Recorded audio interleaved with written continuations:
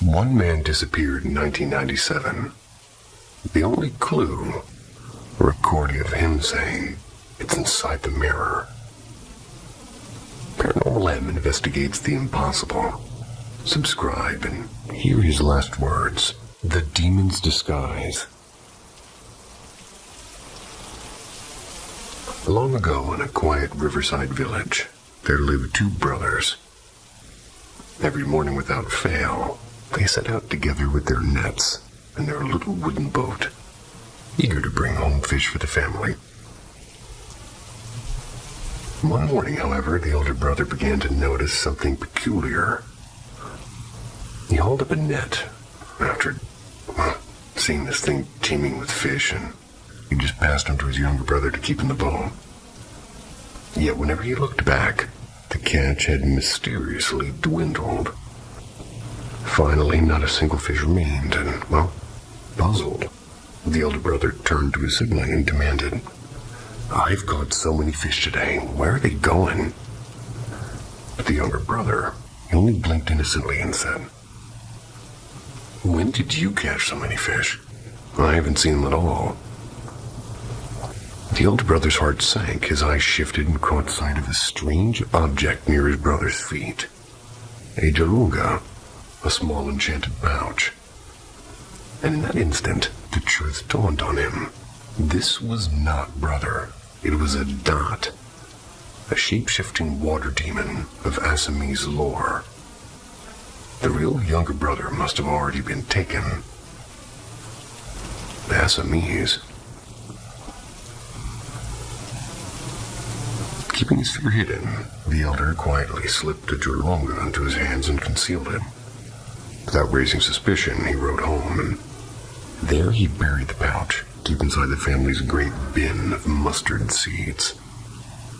Safe, for no dot can endure even the touch of mustard.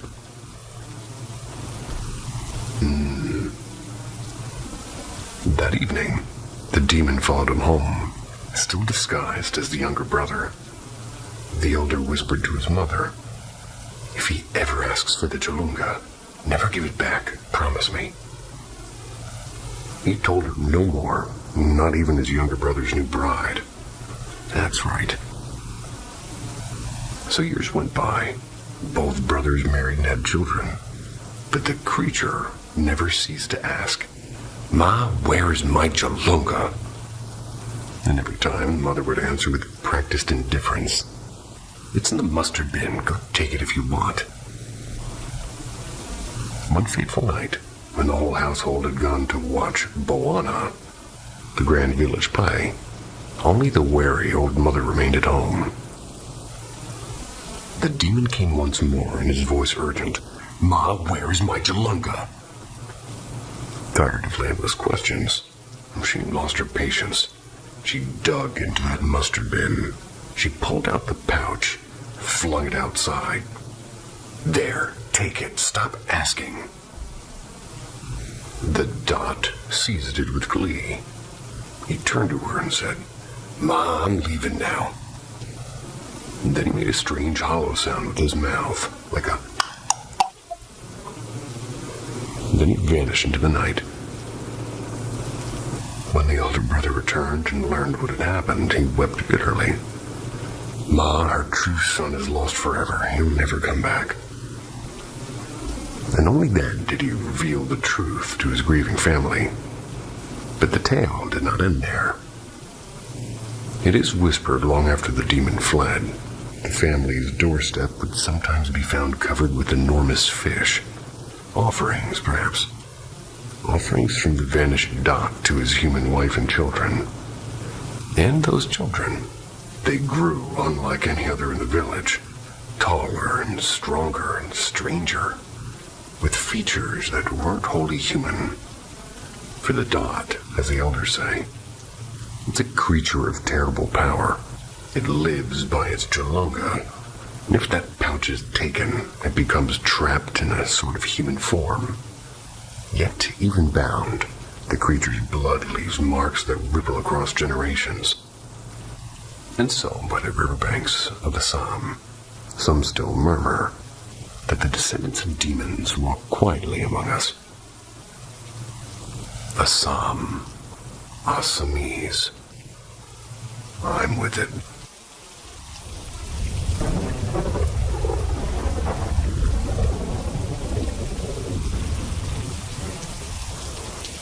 The Phantom Train of Pinkton Tunnel. I've told this tale to at least a few friends before, and every time they stare at me like I'm making it up. But it happened, and it still makes the hair on my arm stand up. 15 years ago, my husband and I joined a ghost tour in Picton, New South Wales. It had poured rain earlier, as you might expect. So most people stayed home. Only a handful of us turned up, like 10 adults and, strangely, a young girl around 12. She was tagging along with her parents. At first, the tour was textbook stuff. A few creepy old buildings, supposedly haunted. A cemetery with graves of convicts. Creepy, sure.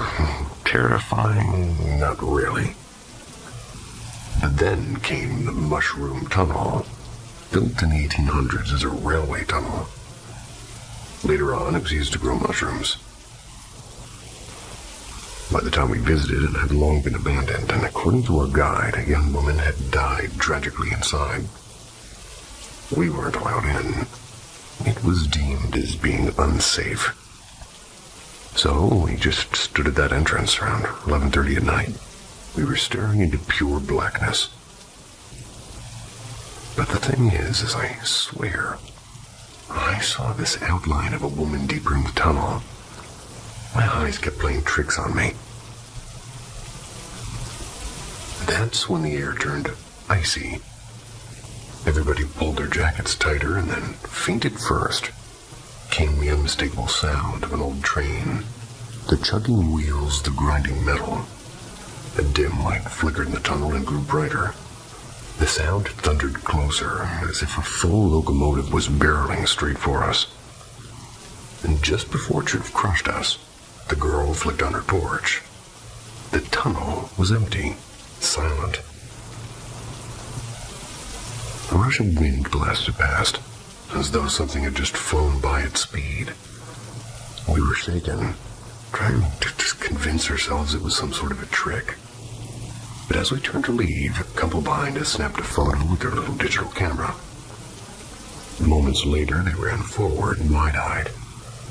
They were showing us the screen, and in the shot, clear as day, there was a torso of a man in a crimson coat, half faded as though stepping out of another world.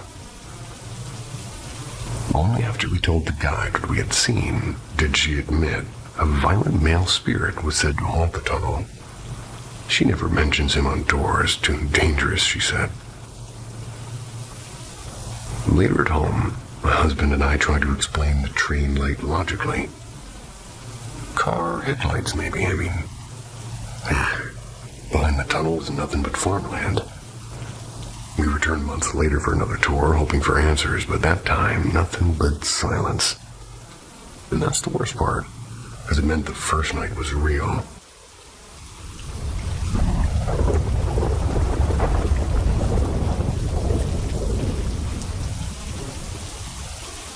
The visitor wasn't my brother.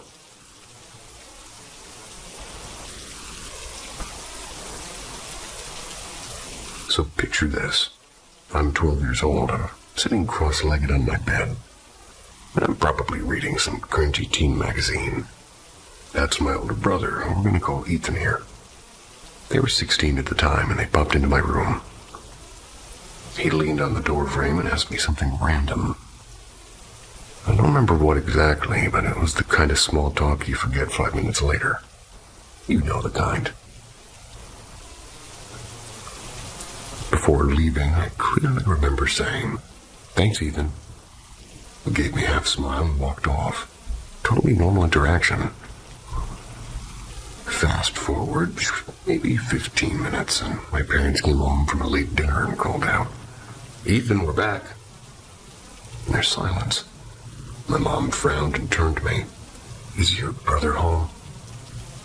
And I said, "Yeah, he was just in my room." We both shouted his name. We searched the house. We checked the basement. Even the garage, there was nothing. He was nowhere.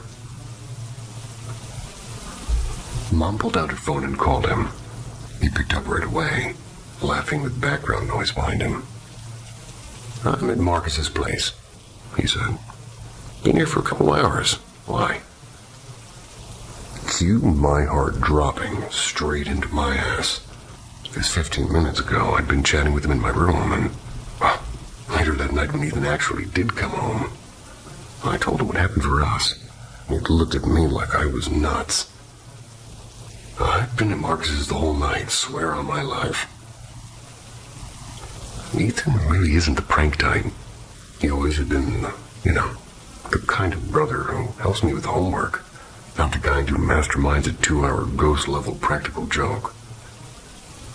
Needless to say, I slept with the lights on for a few weeks. Now it's one of those weird family legends that comes up on holidays. The night not Ethan came to visit. Paranormal folks talk about mimic spirits, things that copy the people you know. I don't know what I saw, but I do know it wasn't my brother.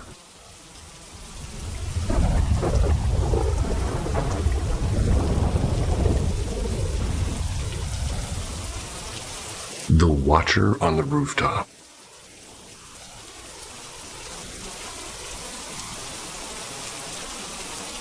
I've seen something unsettling more than once on the rooftop of my family's apartment. It's back in my home country, which is definitely not the United States. I'm writing this because I never found an explanation, and maybe, just maybe, someone else has encountered the same thing. Our apartment is on the 5th floor. It's on a block surrounded by other buildings of similar heights. And in my country, rooftops are flat and open. People use them for all sorts of normal things. Drying laundry and keeping water tanks, or just cooling off in the evening. It's not some abandoned or forbidden place. It's part of daily life. The strange events always happen deep into the night after midnight. The streets were empty, and the sky was cloudless. No fog, no rain, no snow. We don't even get snow where I live. I miss snow. But each time, a sudden brilliant light appeared shockingly close to me, just a few meters away. It wasn't faint, it wasn't a wide glow. It was focused and sharp like a car headlight or a spotlight moving with intent. One night I was pacing slowly while listening to music on my earphones. A strong beam lit up the wall ahead of me, as though someone behind me had just turned on a blinding torch. My stomach dropped. I spun around instantly, only to find the rooftop swallowed in darkness. No person, no sound, no drone. Just silence. Another time, the light didn't come from behind, it came straight down from above. It spread slightly, and it did this as it descended. And I swear it felt like it was aimed right at me, as though I had been chosen in that moment. On a different night, I saw the light cut across the sky in front of me, slow and deliberate. My younger brother was with me then, and he caught a glimpse too. He laughed it off. I couldn't shake it. And there's more. My cousin once told me she saw something similar on the rooftop. Light shining out of the elevator shaft and reflecting near the water tank. There's no lamp or bulb anywhere close to that spot. So where did it come from? I know what you're thinking. Tricks of the eye or reflections and maybe even phone screens, but no. This light was too bright and too controlled. And each time it carried a weight and a presence. I felt cold and I felt exposed, like I was being studied. Fear left behind stayed long after the light disappeared. And this happened more than 3 times now. Always silent, always sudden. Always leaving nothing behind. Not a drone, not fireworks, not anything I can explain. So, has anybody ever experienced this? A strange, intelligent seeming light that comes close and lingers for a breath and vanishes into the night without a trace.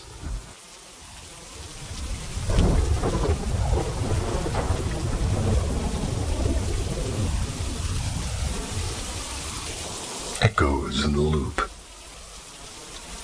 In the loop. Well, I used to dream.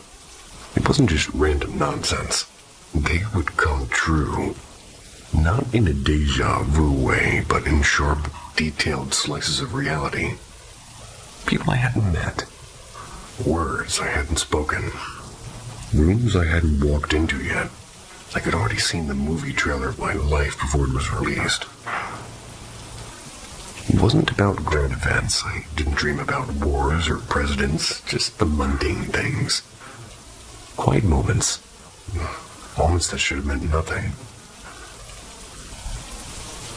I remember one from 7th grade. I dreamed I was standing in a hallway lined with lockers. I was chatting with a group of kids, and one boy laughed and said, "Run along like a frightened rabbit, will ya?" And I woke up thinking, oh, that's odd. Years later, in my sophomore year, the scene unfolded exactly. Same voices, same laughter, even the way the sunlight hit the lockers. I froze and my heart was going crazy because I knew what he was about to say before his lips even moved. And he had a weird voice. Another time I dreamed of a woman I didn't know. She leaned in and whispered, "I haven't told anyone yet, but I'm moving to Arizona." I filed it away as another strange scrap of dream. Years later, I got a part-time job at Target, and that's where I met her. We became friends, close even. Texts every night, the kind of friendships that make you think it might turn into something more. One evening, sitting across from her in a diner, she sighed and said, I haven't told anyone." And I finished her sentence for her. Her face drained of color. She demanded to know how I could possibly know. I told her the truth. She never spoke to me again. For years, I thought I was cursed, broken, wrong. I don't dream much anymore, but those old fragments still stick to me like burrs. Not scary, just inescapable. Then I read about something called the eternal return. The theory that life doesn't march forward, but it loops. Not reincarnation as someone else, but the exact same life lived endlessly over and over, no escape. Oh God, I hope not. And suddenly, everything clicked. Too much, in fact. These weren't premonitions, they were memories left over from last time I lived the same script. And now it eats at me. How many times have I laughed the same laugh? How many times have I sat here asking myself these exact questions? I feel trapped in a play I never auditioned for, repeating lines I've spoken 1,000 times. And the worst part is I'm terrified that next time I'll forget again. And I'll mistake it all for something new.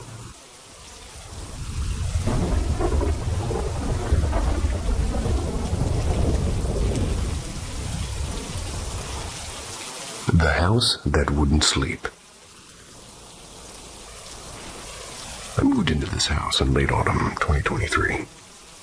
And from the beginning, the energy felt unsettled.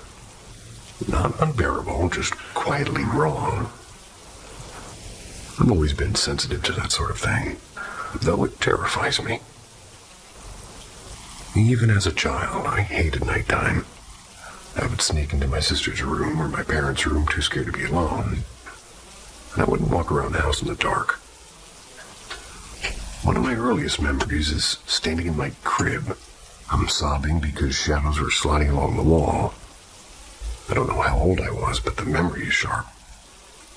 For years, if I wasn't with somebody, I'd stay awake until exhaustion forced me under. Fast forward to this house.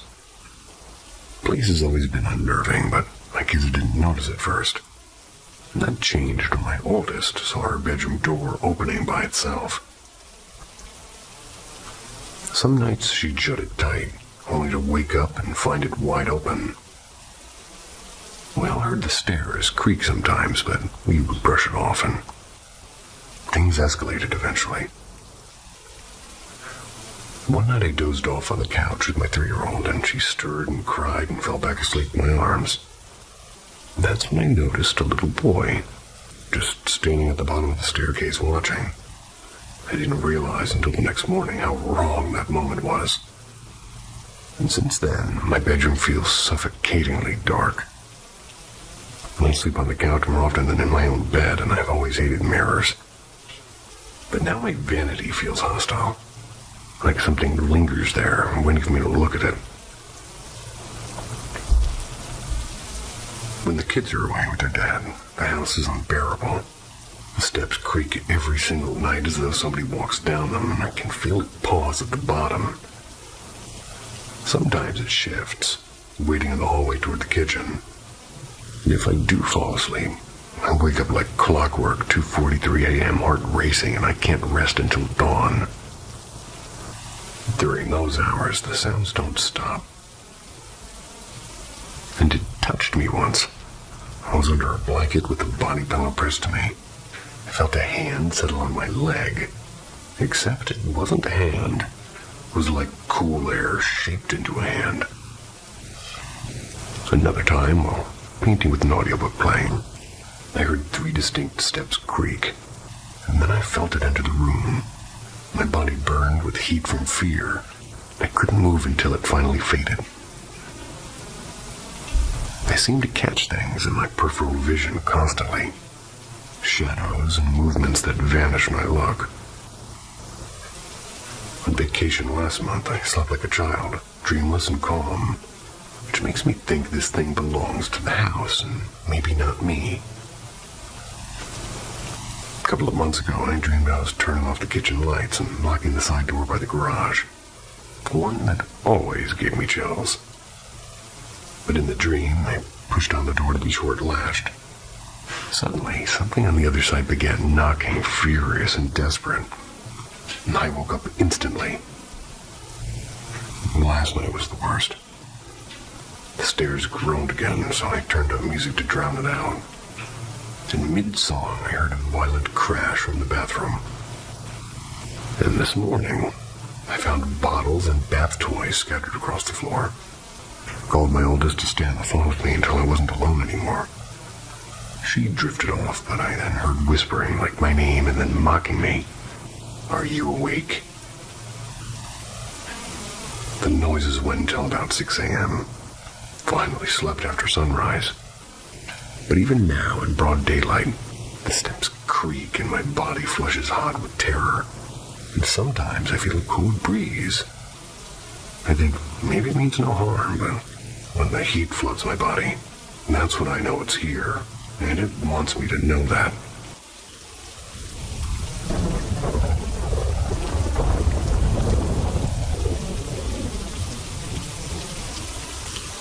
The door that wouldn't stay shut. So here's the setup. I'm a broke student, living in one of those shared apartments that should probably be condemned, but somehow still has tenants every semester. The place is ancient, like the kind of old where the paint peels just from being stared at for too long. The layout's sort of odd. You walk into this wide hall with 2 beds. They're shoved up against the wall. Then there's a dusty old wardrobe that no one uses. Then there's a sort of narrow passage. On one side, there's the kitchen plus my room. We're going to call that room 1. And on the other side, 2 shared bathrooms. And straight ahead, room 2, shared by 2 other students. Now, room 2 is cursed with the dumbest door design ever. It has this flimsy wooden stopper wedged at the bottom. And if it drops, the door basically jams shut. You need either Herculean strength to kick it open from outside or somebody inside to pull it off. Which means the only practical way to live there is to keep it open whenever you leave. Here's the thing. Everybody moved out at the end of the lease except for me. And the cook, who sometimes comes in, only does when I'm around, so... Since I have to hand over the groceries myself. So for a while, it's just me rattling around in this dying building. And I'm paranoid. Like triple-check everything paranoid. Every time I leave for class, I do the ritual. Windows shut, both balcony doors locked and latched, bathrooms locked, and my room sealed. Even the stubborn old door of room 2, shoved closed. No shortcuts. Day 1, I come home late. Room 2's door is open, which shouldn't be possible. Well, chalk it up to me messing up. Day 2 and 3, same thing. Room 2 door open again, and on day 3, the hallway balcony door was also wide open. Even though I know I locked it. And at this point, my skin is crawling, and, well, day 4, Sunday. I stay home all day waiting, and nothing happens, and it's dead silence like the apartment knows I'm watching. Day 5, I come back from class, and now the bathroom door is left slightly ajar. That was it. I packed a bag, started crashing at a friend's place. Have not renewed the lease. Not planning to. And before you say gas leak or wind, nope, the apartment has no gas lines, only induction stoves. Those are the kinds with a little mark on it where you put the metal pot on it. It's well ventilated, and I check the doors 3 separate times before leaving always, and the worst part is that cursed room 2 door. I know how much force it takes to open it from outside, and there's no way it should be standing open like it's inviting me in. And yet, every time I returned, it was.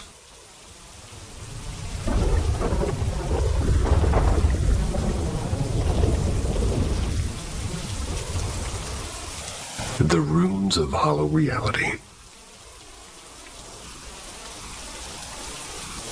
This dream shook me so badly that even now, months later, I keep wondering if I really woke up. It began innocently. I was at home, and everything looked exactly the same as always. Too normal and too sharp to be a dream. My cat kept slipping outside no matter how many times I pulled him back in. The door opened on its own, as though something invisible was inviting him out. And even stranger, when I grabbed him, he scratched me, and he never scratches me. Then my dog followed, tail wagging, ready to join whatever unseen force was calling them. Before I could figure it out,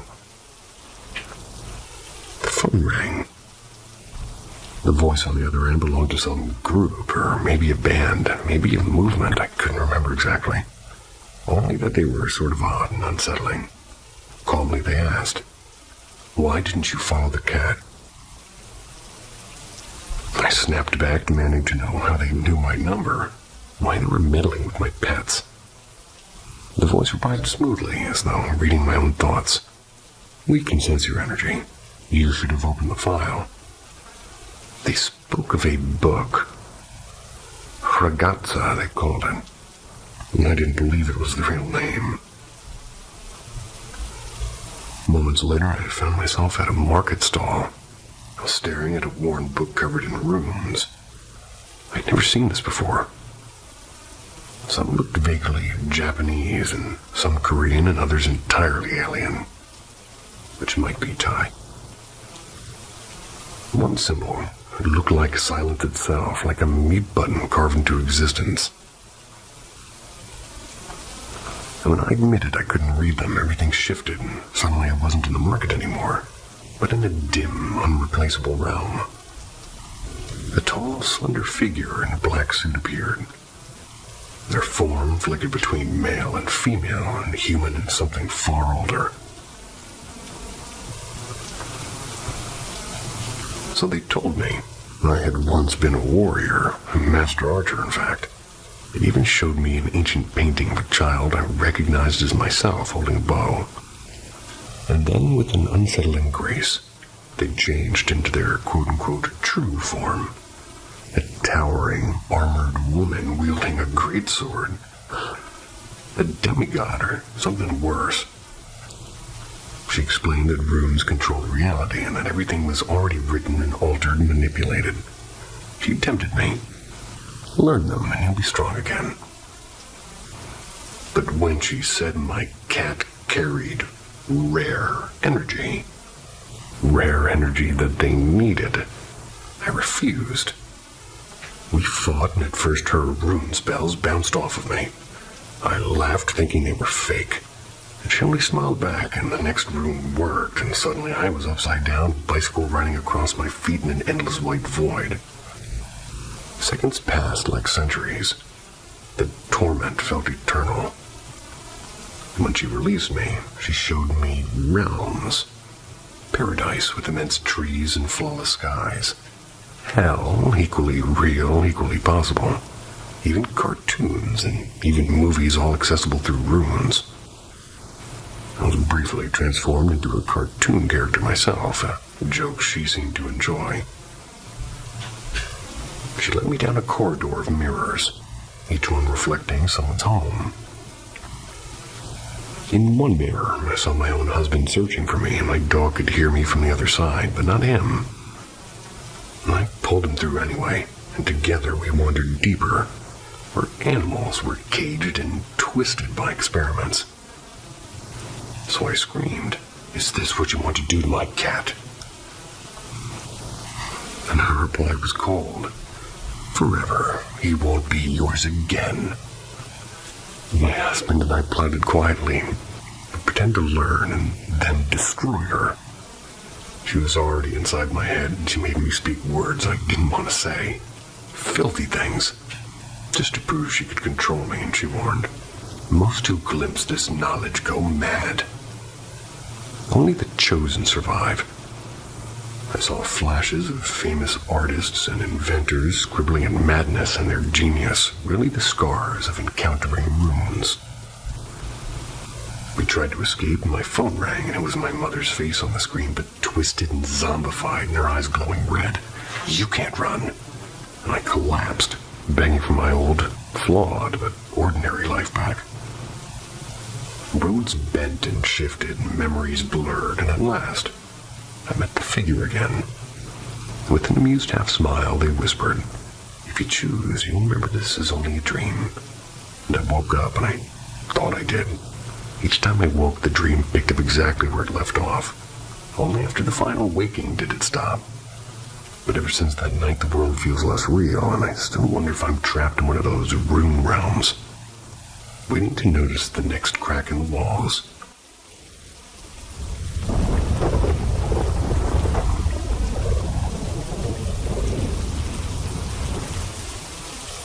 The piggy bank that wouldn't stay silent. When my son was born, his great-grandmother gave him a vintage piggy bank. Not the normal kind. It plays Twinkle Twinkle Little Star, after all. That's when you drop in a little coin. The first 5 months of his life, it sat harmlessly on our kitchen counter, quiet as could be. But recently, though, I moved into his nursery, and that's when things started changing. I began going off at random, singing that tiny little lullaby when no one was near it. It wasn't being touched or jostled or even looked at, but the song would play anyway. Nearly half a year it behaved perfectly, and why now? Then came the sleep paralysis.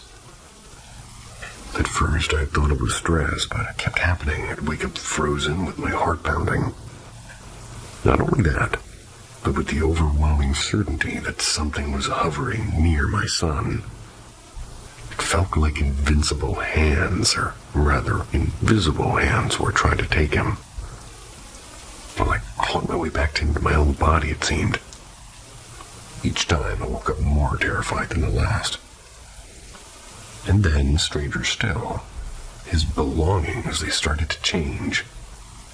A few toys weren't where I left them. Harmless, maybe. But one day after a nap, I carried him to his favorite little swing, and the seat was destroyed and snapped in half as though someone had twisted it with force. It wasn't broken before, and I know because I buckle him into that swing every single day. It felt personal and almost cruel. The final straw was this morning. My son, who keeps a strict rhythm, down to 9 p.m., up at 7:30 sharp. He screamed awake at 5:30. When I rushed over, he was twisted sideways in his back and play in his stomach, frantically searching the room. And in that hazy moment, as my eyes adjusted, I swear I saw a shape, a hunched shadow leaning over him. I lunged toward him and vanished, and he clung to me, trembling, refusing to calm for nearly an hour, as if he'd seen what I had, or worse. The piggy bank hasn't stopped its random singing, and I can't shake the thought that maybe it brought something with it.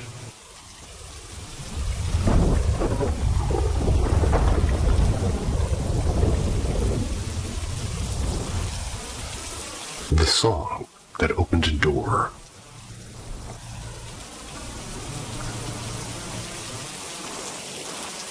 For about a week now, I've been haunted by a sensation I can't name. And it first emerged when I was listening to the Aquatic Mind track from Sonic Adventure 2. I had it looping like as background noise while sketching storyboards on my tablet.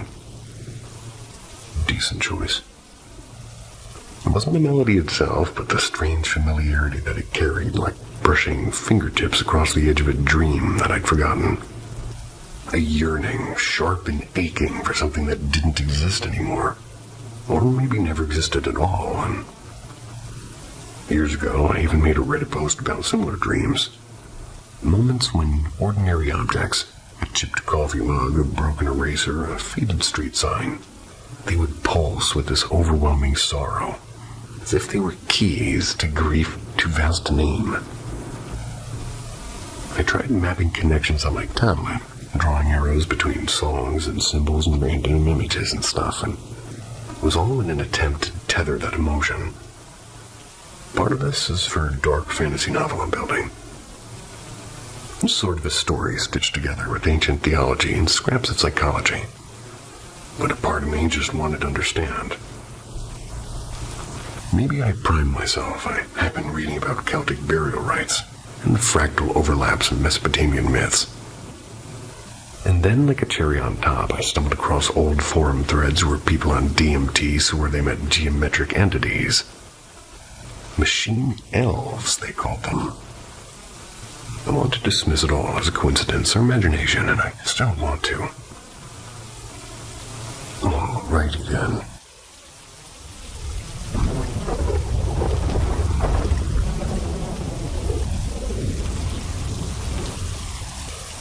The Moonlit Dancers of Maggie Purnima.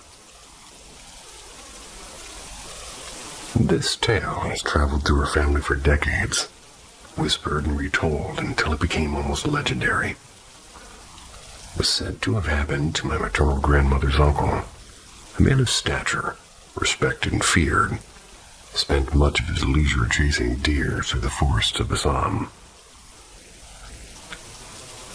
One January evening, as was their habit, he and his companions clambered up into a wooden machan, a high hunting platform tied between stout trees.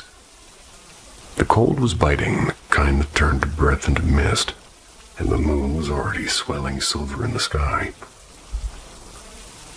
The men settled down with rifles and stories, but as the hours crept past, most dozed off under wooden shawls. Only the uncle remained vigilant.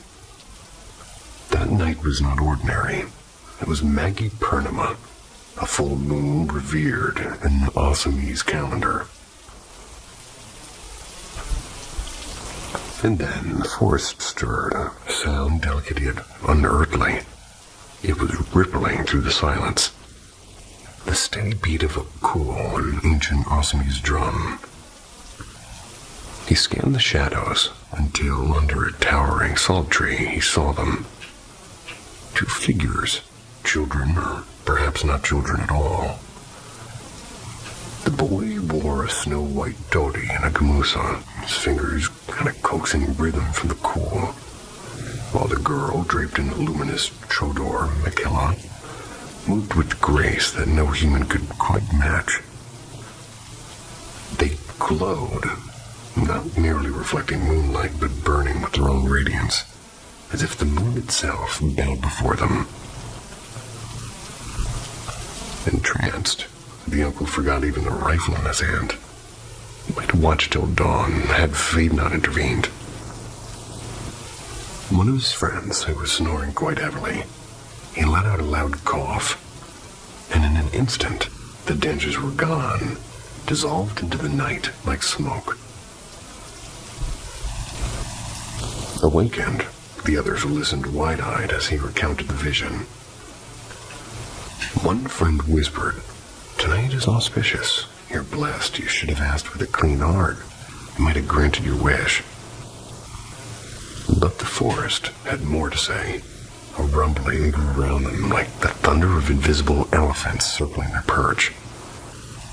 Panic set in, until they remembered. Earlier, they had eaten their supper and scattered the leaf blades carelessly across the ground. And to add insult to sacrilege, the uncle had witnessed beings not meant for mortal eyes. Terrified, they scrambled down, gathered every plate, and burned them. Cleansing the space with ash, the elephant roar ceased, as if silenced by unseen command.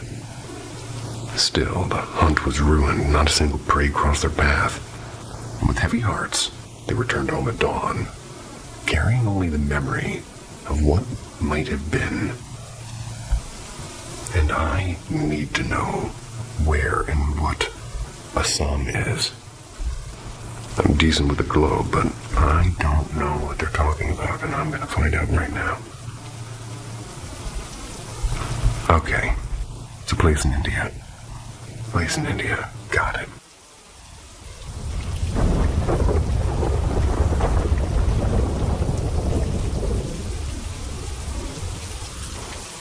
The Girl on the Wall.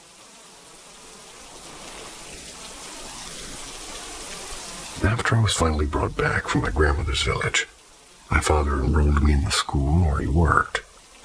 And at that time, we lived in a small hut.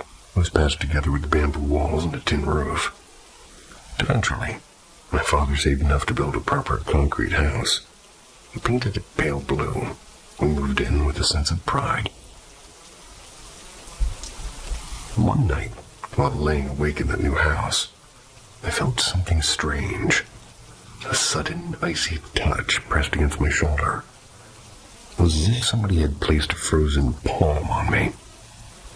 I was startled because I hadn't even dozed off yet.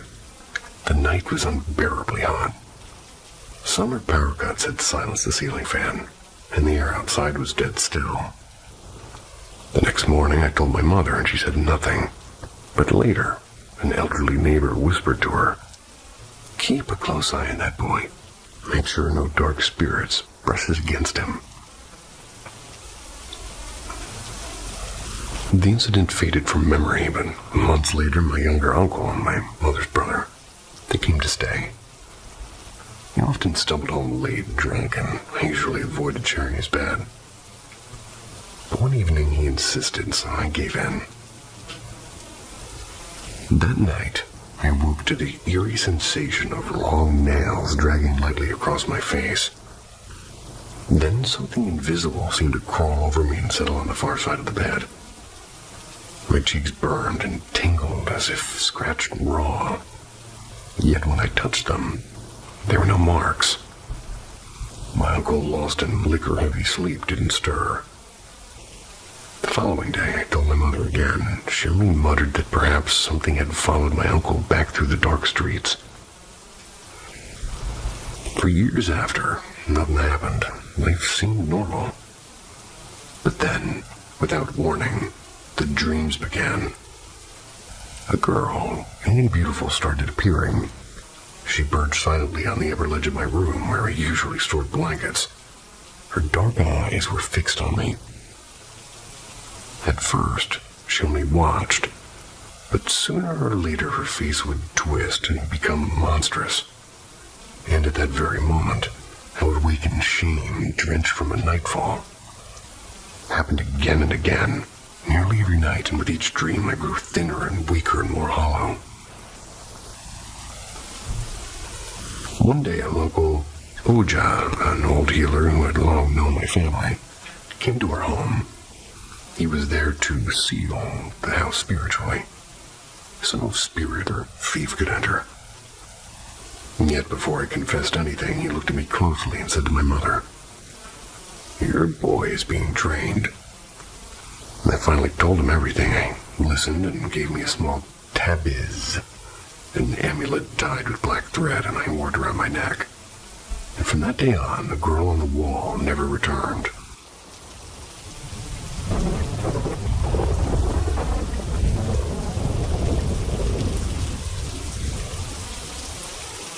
The Night of the Shell Spirits.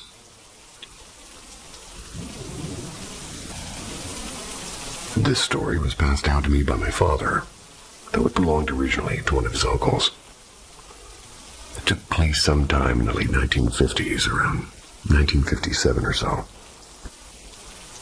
At that time, his uncle often ventured into the forest of Oh boy. Just so you know, I'm not good with Indian words, so I'm just gonna march on through here. He ventured into the forests of Mangal-Dui, Assam, for solitary hunts. My father's ancestral home stood not far from those woods, and as usual, one evening his uncle set out alone. He climbed into a tree along a narrow forest path where deer and wild boar often wandered. That night the moon was full, flooding the jungle with a pale silver glow so bright it almost felt like daylight. But beyond the usual dangers of the forest, Assam was then in a grip of a cholera outbreak.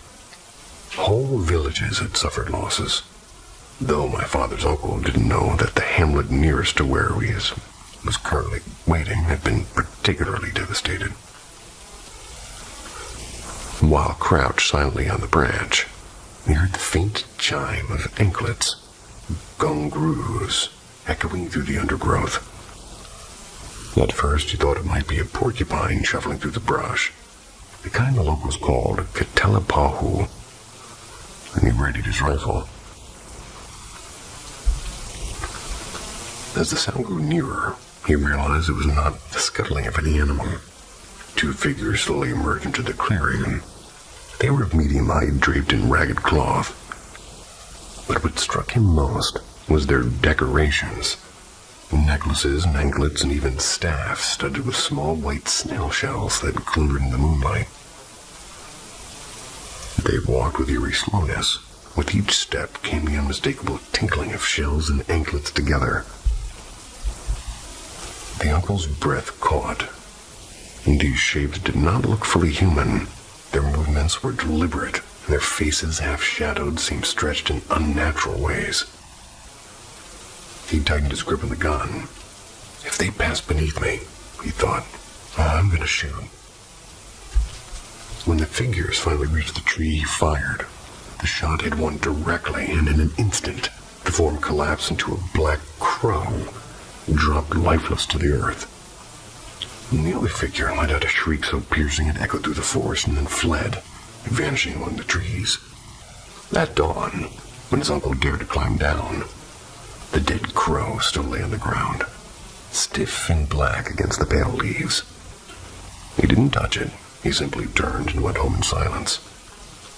And from that night onward, he never again hunted alone in those forests of Mangal-Dui.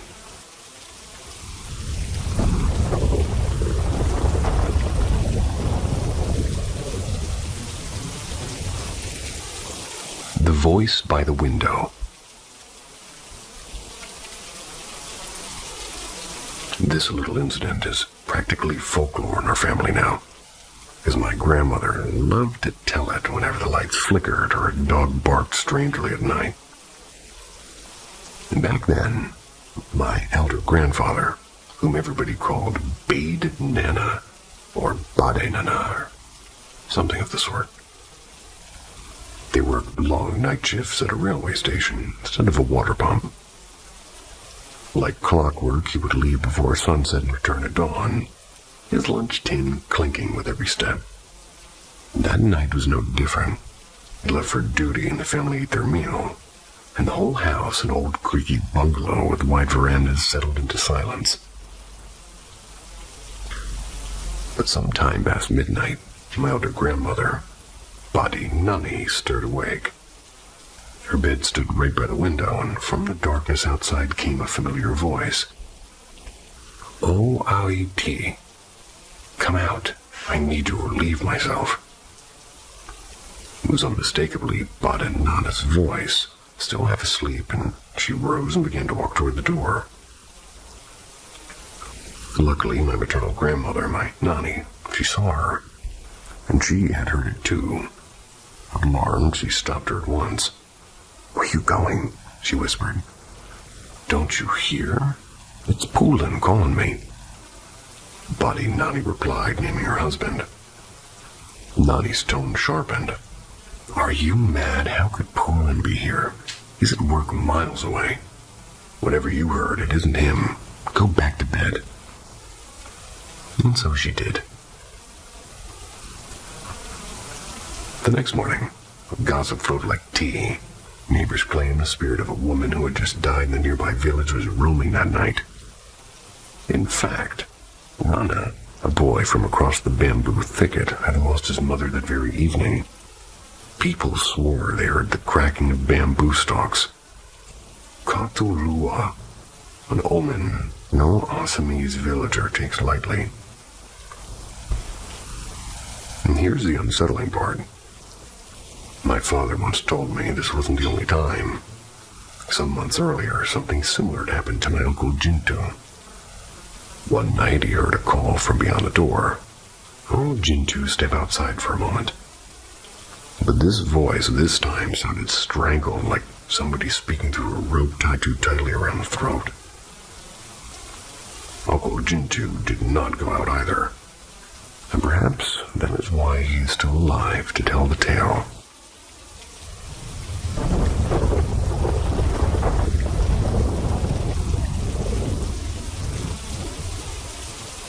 The Mist at the Well.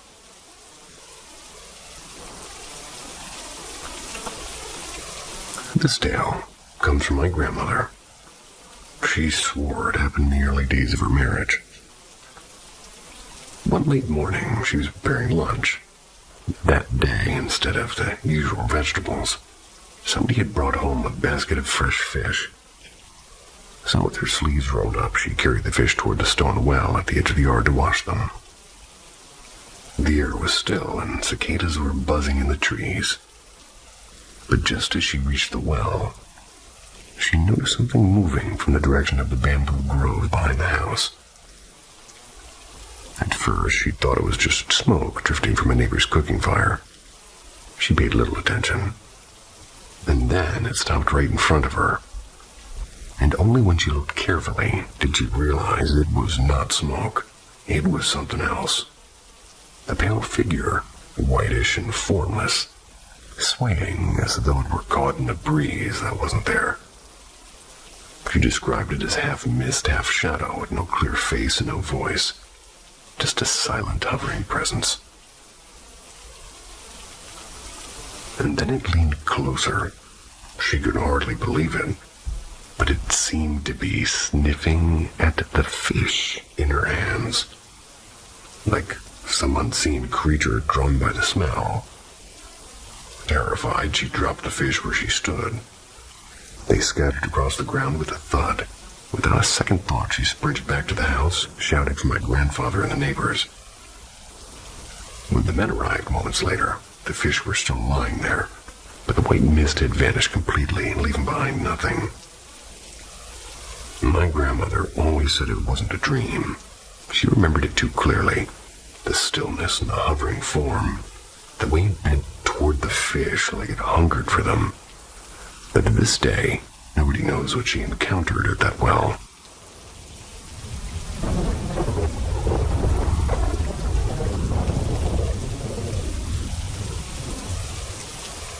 The woman who wouldn't be caught.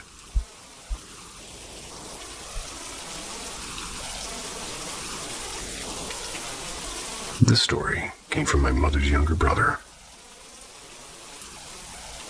One night he was making his way on foot to a relative's house. The path was long but familiar, one that he had walked so often that he never thought twice about it. That evening, the moon was unusually full, bathing the quiet road in silver light. And as he strolled along, he spotted a woman ahead of him. She was wrapped in a deep crimson mekhala chador, moving slowly as though lost in thought. And at first, he paid her little mind. But after a while, he realized something strange. No matter how quickly he walked, he never seemed to get closer. She remained just far enough ahead, gliding at the same unhurried pace. Curious, he called out softly, "Baidio, Baidio," an Assamese way of addressing an older sister. But she didn't turn, didn't even flinch. And that's when his stomach tightened. For the first time, he noticed her feet, or rather the absence of them, touching the earth. She was floating, hovering just above the ground, her shadow gliding unnaturally smooth across the moonlit road. Cold fear struck him, and my uncle bolted, his heart pounding, until he reached the safety of a house belonging to an acquaintance. Bursting inside, he asked one of the women there if she had just been outside. She looked at him puzzled and shook her head. Shaken, he poured out everything he had seen, and from that night onward, he refused to walk that road after dark. And in our traditions, such a spirit is often called a chudayo. In Assamese, we have another word for her, a butuni.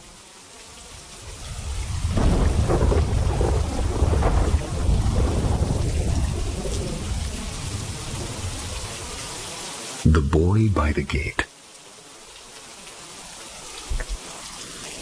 What I'm about to tell you, it might sound absurd, maybe even laughable, but honestly, I don't blame you if you think I imagine it all.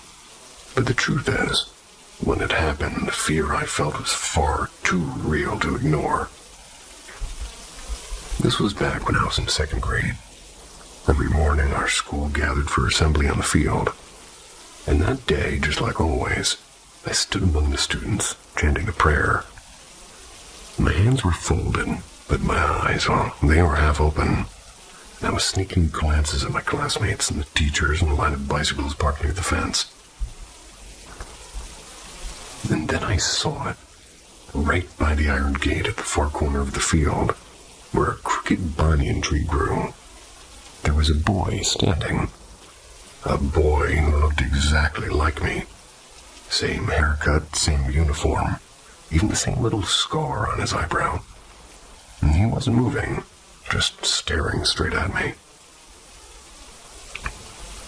At first I told myself it was just my eyes and they were just doing something strange. Maybe playing some sort of a trick on me. I tried blinking real hard and I tried rubbing my face. Grabbed a bottle of water and just threw it as hard as I could in my face. Even shut my eyes for a moment. But when I opened them again, he's still there watching, and I'm dripping into Sani.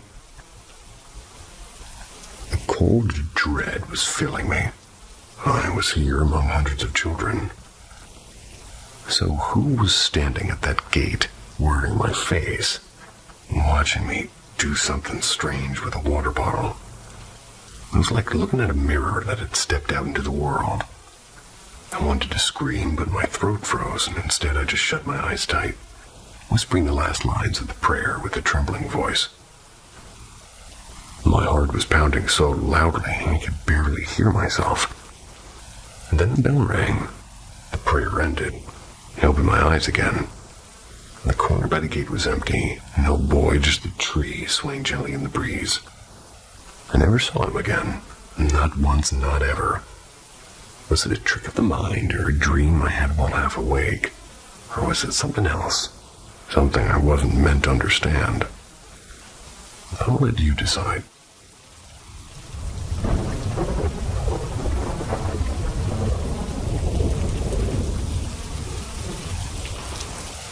The Tall Shadow by the Lake.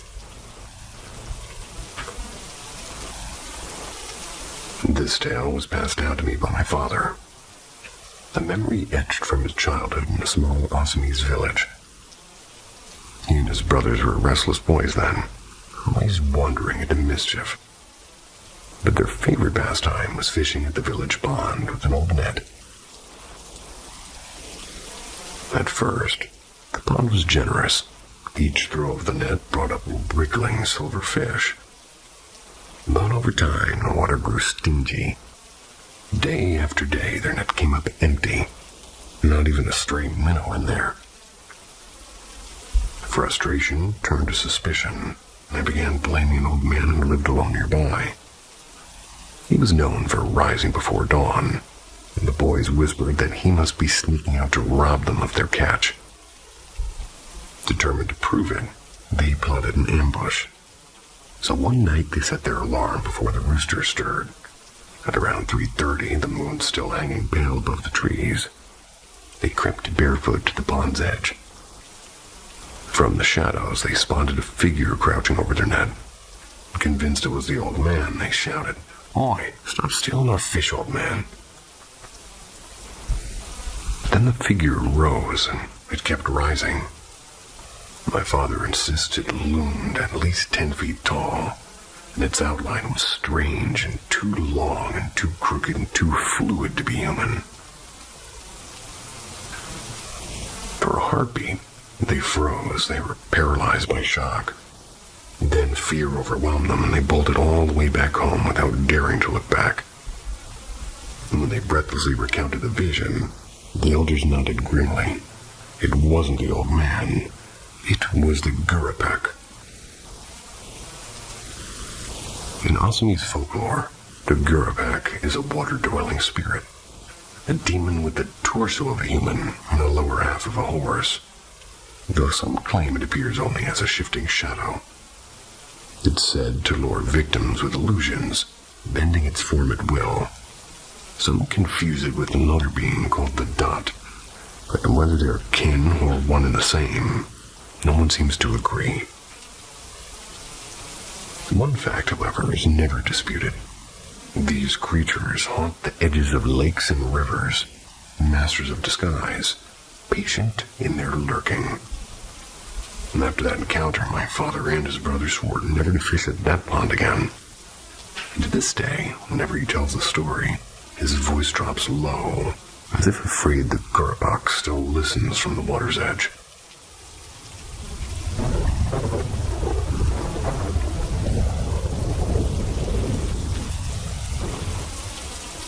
The hair-clad shadow.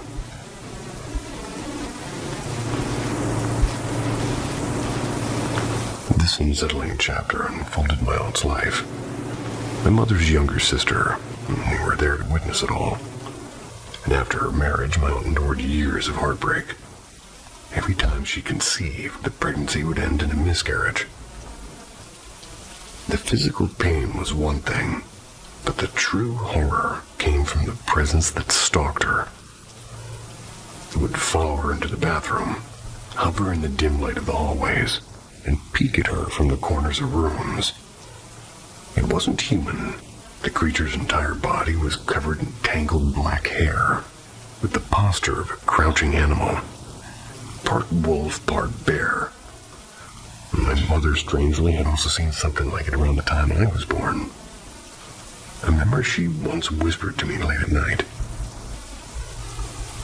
Finally, my mother convinced my aunt to come stay with us, just a few miles away on a small settlement where an old spiritual healer and Oja, our family trusted for decades, still practiced. When my aunt and uncle explained her tragedies to him, he revealed something chilling.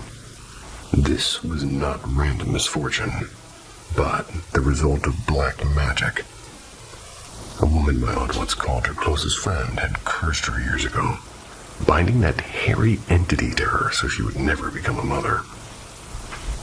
The Oja prepared a talisman, a heavy piece of silver etched with symbols, and instructed her on rituals that she had to perform before wearing it.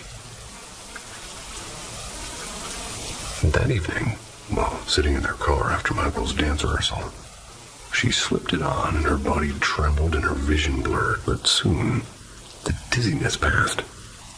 But the entity was not done. Strangely, my uncle began seeing it too, just brief flashes.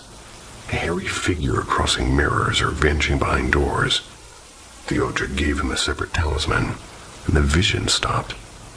Before that, my uncle often dreamt of a creature brushing against him, trying and failing to touch his skin. What followed was nothing short of a miracle. My aunt carried her next pregnancy to term, and months later she gave birth to a baby boy. And today he runs around the courtyard, laughing and alive, never knowing the shadow that almost kept him from ever being born.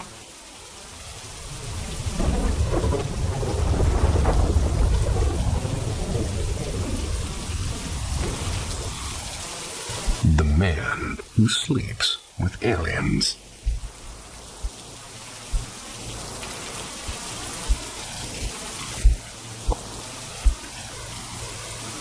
This tale came to me not over beer, but on a dusty California job site. I'm a pipeline inspector, and the storyteller was part of an excavation crew, and he's from Oaxaca, Mexico. 6 years old now. Still built like he could swing a pickaxe for 12 hours straight at that. And one morning, we're just staring up at circling clouds and swapping thoughts about satellites. He suddenly broke in with, "No rain today, maybe UFOs." That was it. No explanation, no smirk, just deadpan certainty. A few days later, while just waiting around for permits, I decided to poke at him. "So, Miguel, why do you actually believe in aliens?" He didn't even pause. "Absolutely. Plenty. I've got stories, my friend." And he did. The night of the green face. As a boy in Mexico, he said he would sometimes wake frozen in bed. 4 or 5 times a year even. He'd been able to move or breathe. Inches from his face hung a pale green hand with too many joints. Behind it loomed a face, ridges on its scalp, lidless black eyes, and a wide nose flat like stone. Its skin looked chalky white under the moon. Terrified, he started sleeping in his grandmother's bed. Visitations followed him there, too. The creature by the well. One evening at dusk, in their garden, he saw the same figure crouched behind the family stone well. He swore, he yelled, and his grandmother came running. The thing hurled itself into the water. Together, they leaned over and saw ripples dancing. It was bottomless. He insisted, and so was the water. The strange implant. Around that same time, Miguel discovered a hard bump in his wrist, no wider than a pencil eraser. It buzzed faintly, and sometimes he could even rotate it on its skin. While it was there, he swore he had glimpses of the future, especially in games. He said he could leap twice as far as anyone else, floating like he had springs in his bones. His classmates noticed, and even his teacher joked that Miguel must have wings. And then one day the lump vanished, and so did the jumping and the visions. No scar remained. Lights in the sky. Years later in California, before sunrise, he counted 60 or so glowing orbs crossing the sky in perfect lines. Some broke apart, releasing smaller lights, like seeds spilling from a pomegranate. On another job site, talking with a coworker, he spotted a glowing sphere the size of a basketball rolling through the brush, dragging a pink and violet tail like fireworks. It shot upward and it vanished. He once saw an oval craft, maybe 6 feet wide. It was hanging in the air, and in a blink it shot down to the tree line, then drifted sideways across the horizon as if gliding on invisible rails. And those weren't even all the orb stories. The conviction in his eyes. What struck me wasn't just the stories, it was the fever in his eyes as he told them. He would gesture wildly. He would lower his voice and break into laughter, half afraid and half thrilled. We worked the whole day with him, picking up all these tales between tasks. But by the end, I wasn't sure what to believe. But I knew this. Miguel believed, and that was unsettling enough.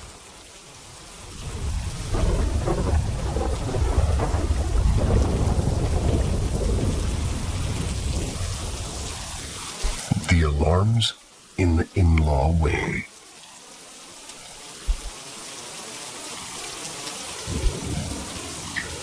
It was just past midnight. That's when every single smoke alarm in the house, they all erupted at once. That by itself isn't unusual. I mean, systems can glitch. But after about 2 minutes, they all went quiet, leaving me wandering the halls trying to figure out which one had started the chain reaction. Nothing. I just convinced myself it was some electrical hiccup when, bam, they started again. This time they didn't stop. After several minutes of nonstop shrieking, I gave up and called the fire department. Started checking each unit again. Here's the thing. We've got an in-law wing in the house. That part has a history. My grandmother, grandfather, and later my father, they all passed away in those rooms. I hadn't checked the detectors over there before making the call, so I walked across, flashlight in hand. That's when my stomach dropped. Right outside their bedrooms, there's 2 detectors, a smoke alarm and a CO detector. The smoke alarm's red light was flashing. Clearly the one triggered, but the CO detector wasn't triggered at all. It was dangling by its wire, half twisted out of the ceiling. That thing doesn't just fall out. You have to twist hard to free it. The moment my mom came over and stood with me in that hallway, the alarm stopped, dead silent. And after 20 straight minutes of screaming, they just quit. Neither of us had touched them. The fire crew arrived a few minutes later. One guy asked me to take down the smoke alarm that had been flashing. I twisted it loose and nearly dropped it. It was already unplugged. Unplugged, yet it had set off the whole system. I stared at the ceiling socket in disbelief. How could it blare while being completely disconnected? And how did the CO detector right next to it end up hanging loose at the same time? 2 of the firefighters exchanged a look, and one asked, "Is this an older house?" "No," I told him. "It's a brand new construction." But that wing was handed on from my grandparents. He gave a half smile and said, "Makes sense, I've seen weird stuff like this in older homes. Paranormal type things."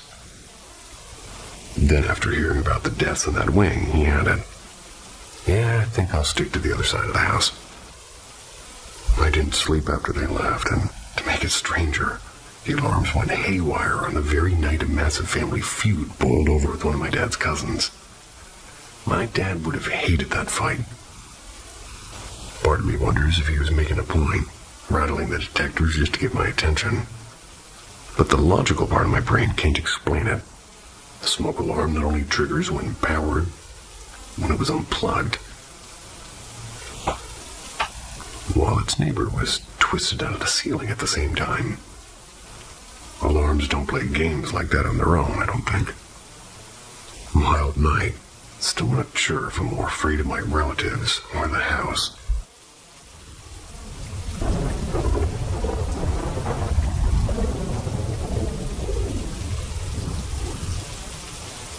The girl in the violet raincoat.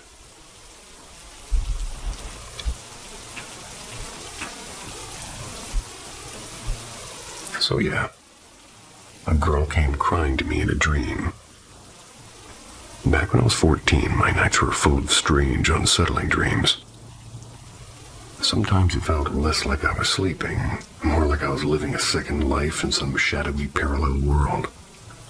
Meeting people I'd never seen before, talking, existing, and then forgetting. This time was no different. I was wandering through a city I didn't recognize.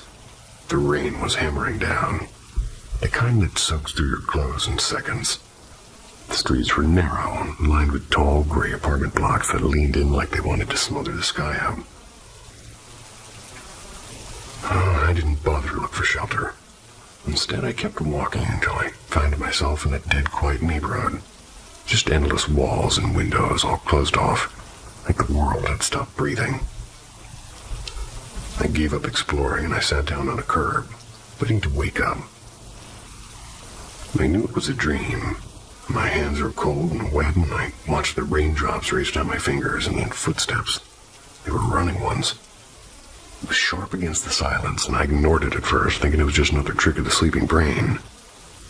But then she appeared. A girl, my age, maybe black hair, plastered to her face too. A violet raincoat clinging to her small frame, and she was crying and wide-eyed like she had just escaped something terrible. She rushed straight to me, grabbed me and begged for me to help her. And behind her, more footsteps. Someone was chasing her. I panicked, but I pulled her along anyway, searching for her anywhere safe. I couldn't remember how I got there, not even in my dream. My memory felt like smoke slipping through my hands. Finally, I spotted a shuttered bookstore and I pulled her beneath its awning. The rain still dripped down, but at least we weren't exposed. She kept sobbing and whispering that I should leave her again, or rather that I shouldn't. Again, it was as if we'd met before, like there were bruises on her arms and legs and dark, ugly marks. I didn't know what to say, so I promised her I wouldn't go, and she clung to me. Her fingers were digging into my shirt, refusing to let go.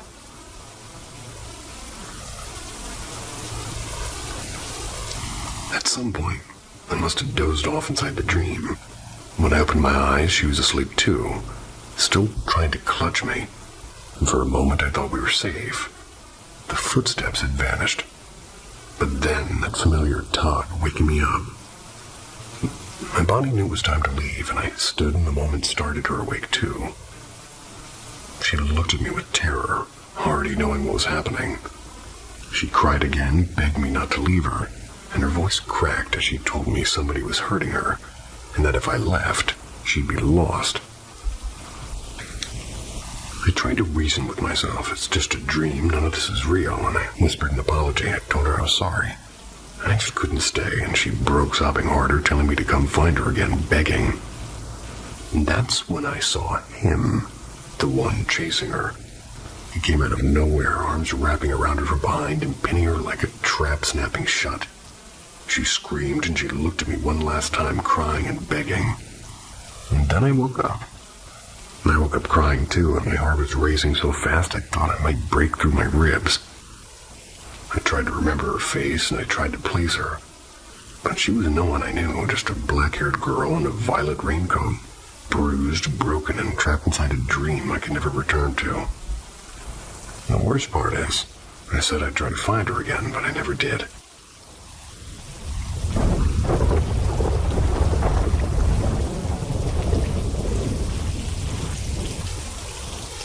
The Porch Lullaby. So I'm home alone. It's like 12:45 in the afternoon. The sun's blazing. I'm just vibing. I step outside and I sit on the porch leaning back like I've got nothing better to do. The air feels heavy but calm, and birds are flapping around somewhere. Neighbors' dogs barking and cars are rolling down the street. To my right, there's this old wooden fence, and behind it, wild weeds and crooked trees that look like they've been abandoned since forever. So I'm half zoning out, half scanning the shadows. Like maybe I'll catch something strange if I stare long enough. And then out of nowhere it happens. I hear this whisper. At first it's faint, like wind sneaking through leaves. And then it starts to grow clearer. Not loud, not sharp. It's right in my ear, like somebody's leaning close and humming. A lullaby, a slow, haunting little tune. My first first thought is, well, maybe my phone's on. Maybe some random playlist started.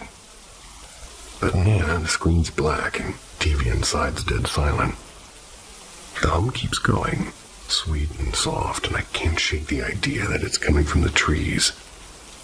And the weirdest part is it doesn't feel evil. Not in a horror movie way. It's gentle, almost like it wants me to come closer. And that's what makes it worse. Like it's bait. So I do the only thing that makes sense. I started humming my own song, my favorite one, louder than her and steady and stubborn. And she keeps at it for a minute, but slowly, like mist burning off under the sun, her voice thins out and fades away. Next thing I know, the world snaps back. Cars are swishing by and birds are chattering nonsense. A dog barking again with itchy ears. It's like she was never there at all.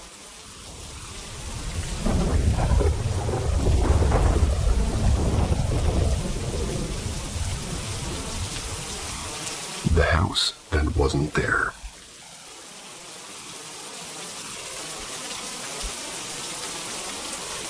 So here's the deal. My neighbor, we're going to call him Mark, he lives downstairs. Our families often eat together, and a couple of weeks ago over dinner, Mark told us this story.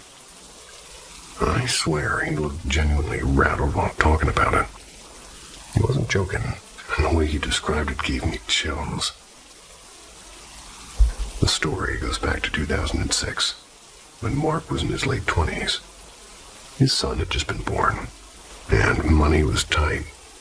He worked unloading trucks at a warehouse, sometimes pulling double shifts too. It was barely enough to cover rent. His wife stayed home with the baby, so every bill felt like a mountain. Mark admitted he was in a dark place back then.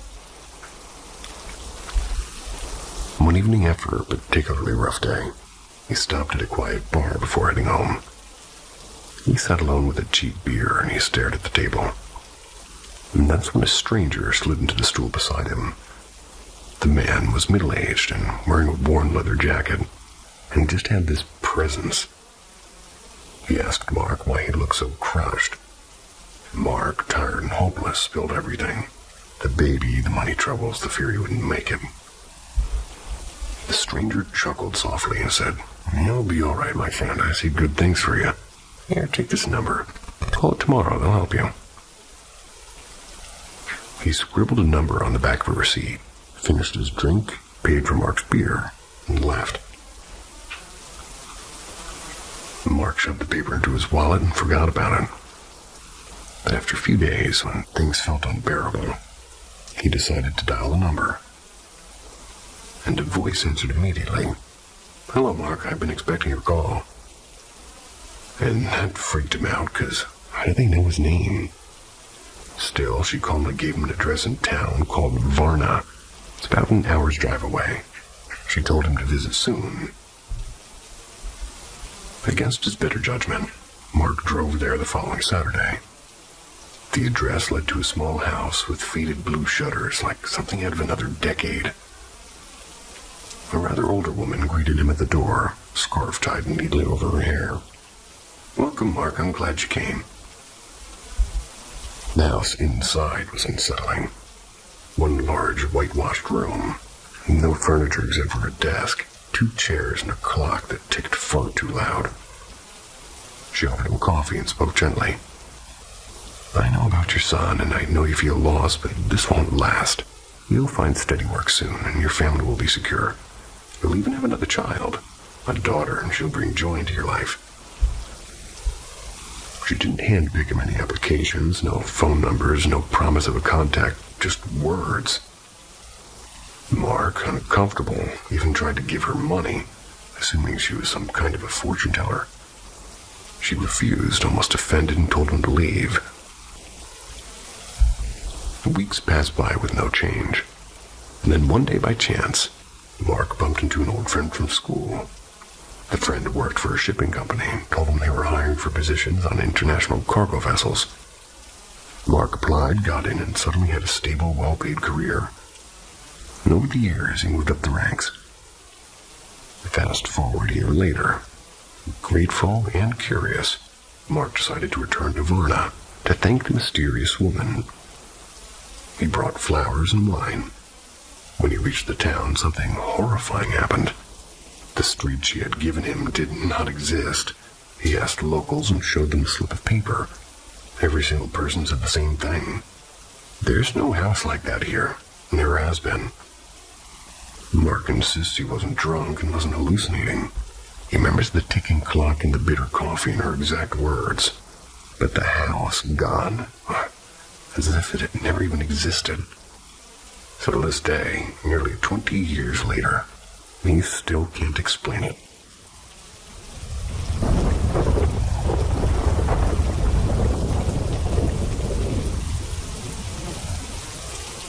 The girl who wasn't there.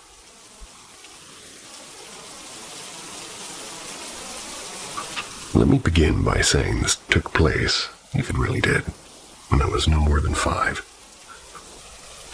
Around the time of kindergarten. Still, the memory or illusion of one, it followed me through every stage of childhood like a loose thread I could never stop tugging at. Could it be a false memory? Well, absolutely. And yet I recalled it so often and examined it from so many angles that I know it once felt sharp and vivid and alive, even if it's grown hazy with time. I even remember remembering sitting in my room years later, trying to make sense of the pieces. Occasionally mentioning it to my parents or brother, only to get puzzled looks from them. So here's the story. So I wasn't very good at making friends, and in fact the first 2 friends my brother and I ever made were the kids 2 doors down. They were siblings, and they were close to age to us. I can still see us tumbling around in their backyard with a red tricycle, plastic trucks, and a battered sandbox. We were already friends by then, and I remembered that much. The boy, let's call him N, with my brother's age. His sister M was my age. What struck me about M was her hair was pale and golden, almost silvery. Not impossible in my part of the world, but rare enough to stick in my mind. She had a button nose and sun-warmed skin and a laugh that made me feel, for the first time, like I belonged somewhere. Then came the day that doesn't fit. One afternoon, N marched up her patio with his sister beside him and announced proudly, "This is M." Only the girl at his side wasn't the girl I knew. This M had chestnut dark hair, a longer nose, and a face shaped differently. Her skin was cooler in tone, more like the people around us usually looked. She carried the same name and the same place in his family, but not the same identity I remembered.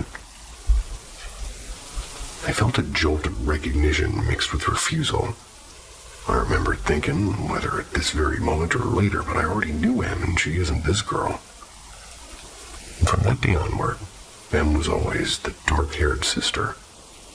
We moved away a few years later, lost touch. When I met her again as an adult, she was still that same woman N had introduced, not the golden-haired child I first befriended. And the oddest part is, his hair color was unusual where I grew up.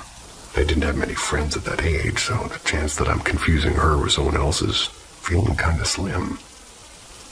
My mother herself had been fair-haired as a child, so I know it wasn't impossible, but still, can't point to anyone else that she might have been. I even remember once asking their parents, "When can we see the old M again?" and receiving only a puzzled response by saying, "This is M." So what was it, like a glitch in my memory or a dream so real it fused with reality, or something stranger, like the kind of secret children sometimes stumble upon without understanding? I made my peace with not knowing, but the image of that first M, the girl who wasn't there, stayed with me all my life.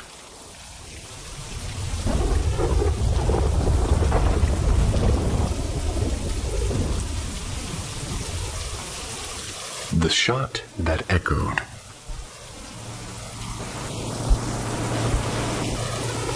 This all unfolded about 4 months ago. It's been replaying in my head so often that I'm hoping writing it down will help me let it go. I've never put much faith into things like heaven, hell, or reincarnation. The only constant I do know is that I carry a memory that doesn't feel like mine, but it's lived inside me for as long as I can remember now. And I'm nearly 30 now, and I can recall turning it over in my mind even when I was 6. In the memory, I'm not myself, I'm not a woman, I'm a young man. I'm sitting on a cracked concrete bench near an old outdoor basketball court. The chain-link fence is bent in places and spray paint tags crawling all over it. A faint haze of smoke drifts from a nearby sewer grate.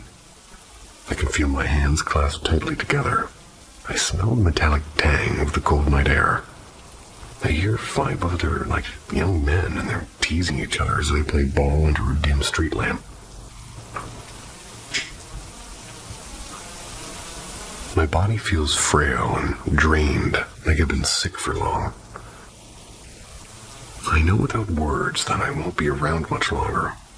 And that's why I'm watching, not playing. But oh, I ache to get up, take the ball, and prove myself. Instead, I just sit there, smiling faintly at their laughter. I glance down, and my legs are longer than mine are in real life. They're clad in faded jeans with frayed hems, and on my feet are beat-up sneakers. The right one with a hole near the toe, and I nudge an empty bottle with the tip of my shoe, and it rolls noisily across the concrete. It settles among fast food wrappers and cigarette butts. Suddenly, the game draws my attention back. One of my friends takes a shot. His ball hits the rim and rattles the torn net. It drops straight into a dented trash can by the fence. The hollow thunk of it landing makes everyone burst into laughter, and I laugh too, quietly. And then the memory ends. For years, I assumed it was just something I'd absorbed from a movie or a commercial when I was young. Something in my brain stitched into a sort of false memory. I didn't think much of it. Until this one night at work. I'm a shift worker, and deadlines in my job often mean long, strange hours. One morning around 5:30, a handful of us were waiting on a final decision before we could clock out. A woman from another department, someone I only knew in passing, was sitting with us. We were all running on fumes.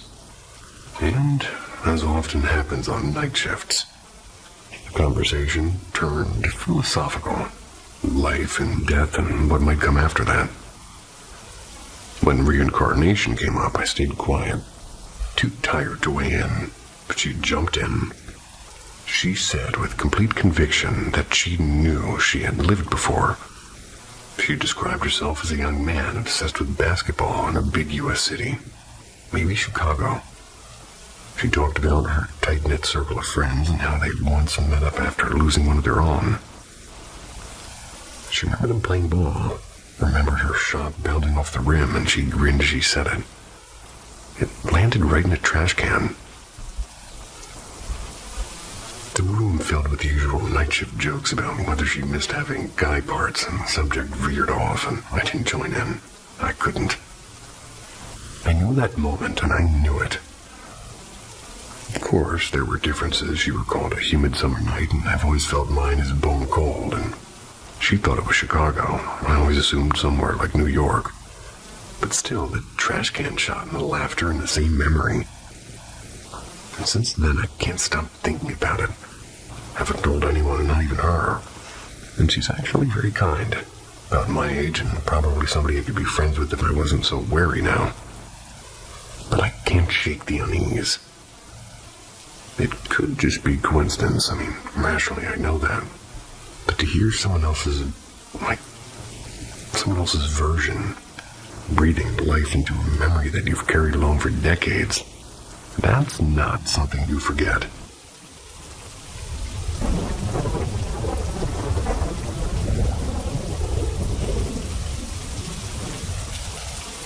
The Whisper in the Wardrobe.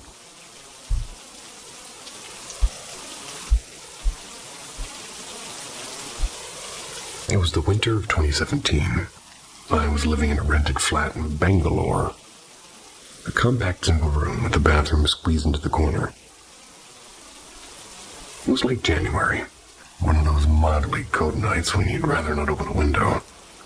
Everything was shut tight, the doors, the windows, even the curtains. The clock showed 12:10 a.m., technically Sunday already, which meant no office the next day.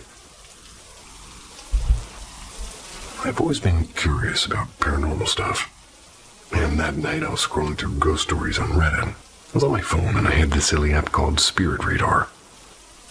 I never took it seriously, but out of boredom I thought, why not give it a spin? So I started pacing around my room with the app running. Near the bed, nothing. Near the bathroom, silence. Near the little balcony door, dead calm. But the moment I walked toward the old wooden wardrobe, the screen lit up in frantic flashes like it was screaming about a presence. I laughed it off, thinking it was just some glitch. Restarted the app, same result. Always near the wardrobe, and this time just a test. I launched the app while standing directly beside it. Instantly, beep, blink, red warning. That gave me a pause, and half joking, half nervous, I sat on my bed and said out loud, "All right, if something's really hiding in there, show me a sign." The next second, with a slow creak that chilled my spine, the wardrobe doors swung open on their own, and I froze. My heart was pounding. But nothing came out. No shadow, no whisper. Just the hollow dark inside. Lived in that flat for another year, though. The wardrobe never moved again. Nothing bad ever happened.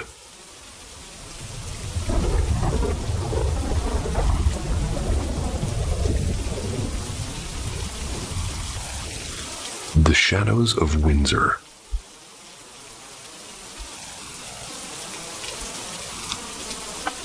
Hi. I once worked at Windsor Castle, more precisely in the Royal Library, from the tail end of the 1980s until I resigned in 2001, shortly after my second child was born. So I wanted to be home more, and truthfully, after all that I'd seen within those walls, I didn't mind stepping away. I wasn't really anyone of note, just a junior assistant. My days are spent cataloging manuscripts and fetching delicate volumes and helping maintain the sort of treasures that never see daylight. The Royal Library is not public, and everything's preserved with a kind of reverence. Controlled lights, regulated air, and rules upon other rules. But Windsor did have another collection. Not of books, but of ghosts. I didn't believe any of it when I first started, but that changed pretty quickly. The first spirit I encountered was none other than Henry VIII. Yep, him. It was 1991. I was shelving in one of the quieter annexes late at night. I looked up to find a massive figure of Tudor garb standing just inside the door, arms behind his back, face thunderous. He said nothing, only stared as though weighing my soul. And then, without a step, he seemed to dissolve backward into the stone wall. I stood frozen, clutching a 17th century atlas like a shield. And that wasn't the only presence. There's a black spaniel who sort of roams the western side of the library. Everybody knew about it, though nobody admitted it outright. I mean, I saw it twice. Once it padded right through my desk. When I turned to follow it, the corridor was empty, and somebody once whispered it belonged to a young princess who died centuries ago. I don't know. All I know is the year went cold whenever it appeared. Here's a small list of other oddities throughout the years. Footsteps in the galleries when nobody was there. Whispers in French, sometimes Latin, from sealed rooms. Books opening themselves and pages stirring as if in a breeze. A pale man in Victorian dress glaring from behind a locked door, though the archive was empty when we checked. It wasn't constant, but it was enough to make me stop doubting. I never told the story outside of private conversations, and even now I sort of hesitate. Working in a royal residence comes with an unspoken pact. Keep silent.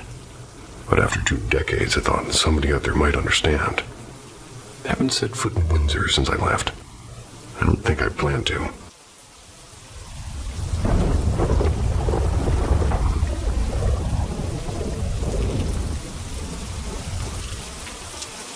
Welcome to the crossroads of reality and the unexplained. Paranormal M invites you to join us on this quest for truth. Subscribe now and hit the notification bell to ensure you never miss a moment of our mind-boggling investigations and encounters with the supernatural. Weird stuff happening in my son's room. So since yesterday, I've seen some weird things happening in my son's bedroom. Most prominent was when my husband was putting him to sleep last night. I was laying in my living room browsing the phone, and I heard a knock on his bedroom door. And when I looked up, I saw the doorknob turning. Thinking my husband is asking me to come to the room, I opened the door and saw my husband rocking him to sleep on the bed. Nowhere close to the door. I asked him if he had knocked on the door, and he said that he thought I knocked on the door from the outside, as he heard the knock too. We thought, okay, whatever, let's not think too much about it. Once he came out, he told me it's a little bit weird because the cupboard doors keep opening themselves. I've seen it too in the past, but never paid much attention. Later at night, around 12-ish, we saw on camera that our son was restless. So my husband came in to settle him and then called me. The room had a burnt smell. Not burnt like ashes, sort of, and it was a little hazy, like smokish. I opened the door to the balcony to check if someone was burning some waste outside, but that was all clear. No smell outside. We moved him to a different room. In the past, there's also been instances of me seeing shadows on camera, but ignoring it as light. The baby just woke up screaming and then crying inconsolably. We're both non-believers, so I'm sure that there is a logical explanation to all these instances. Would love to hear them to put my mind at ease, but would also like to hear things so I can sort of make the vibes better at home.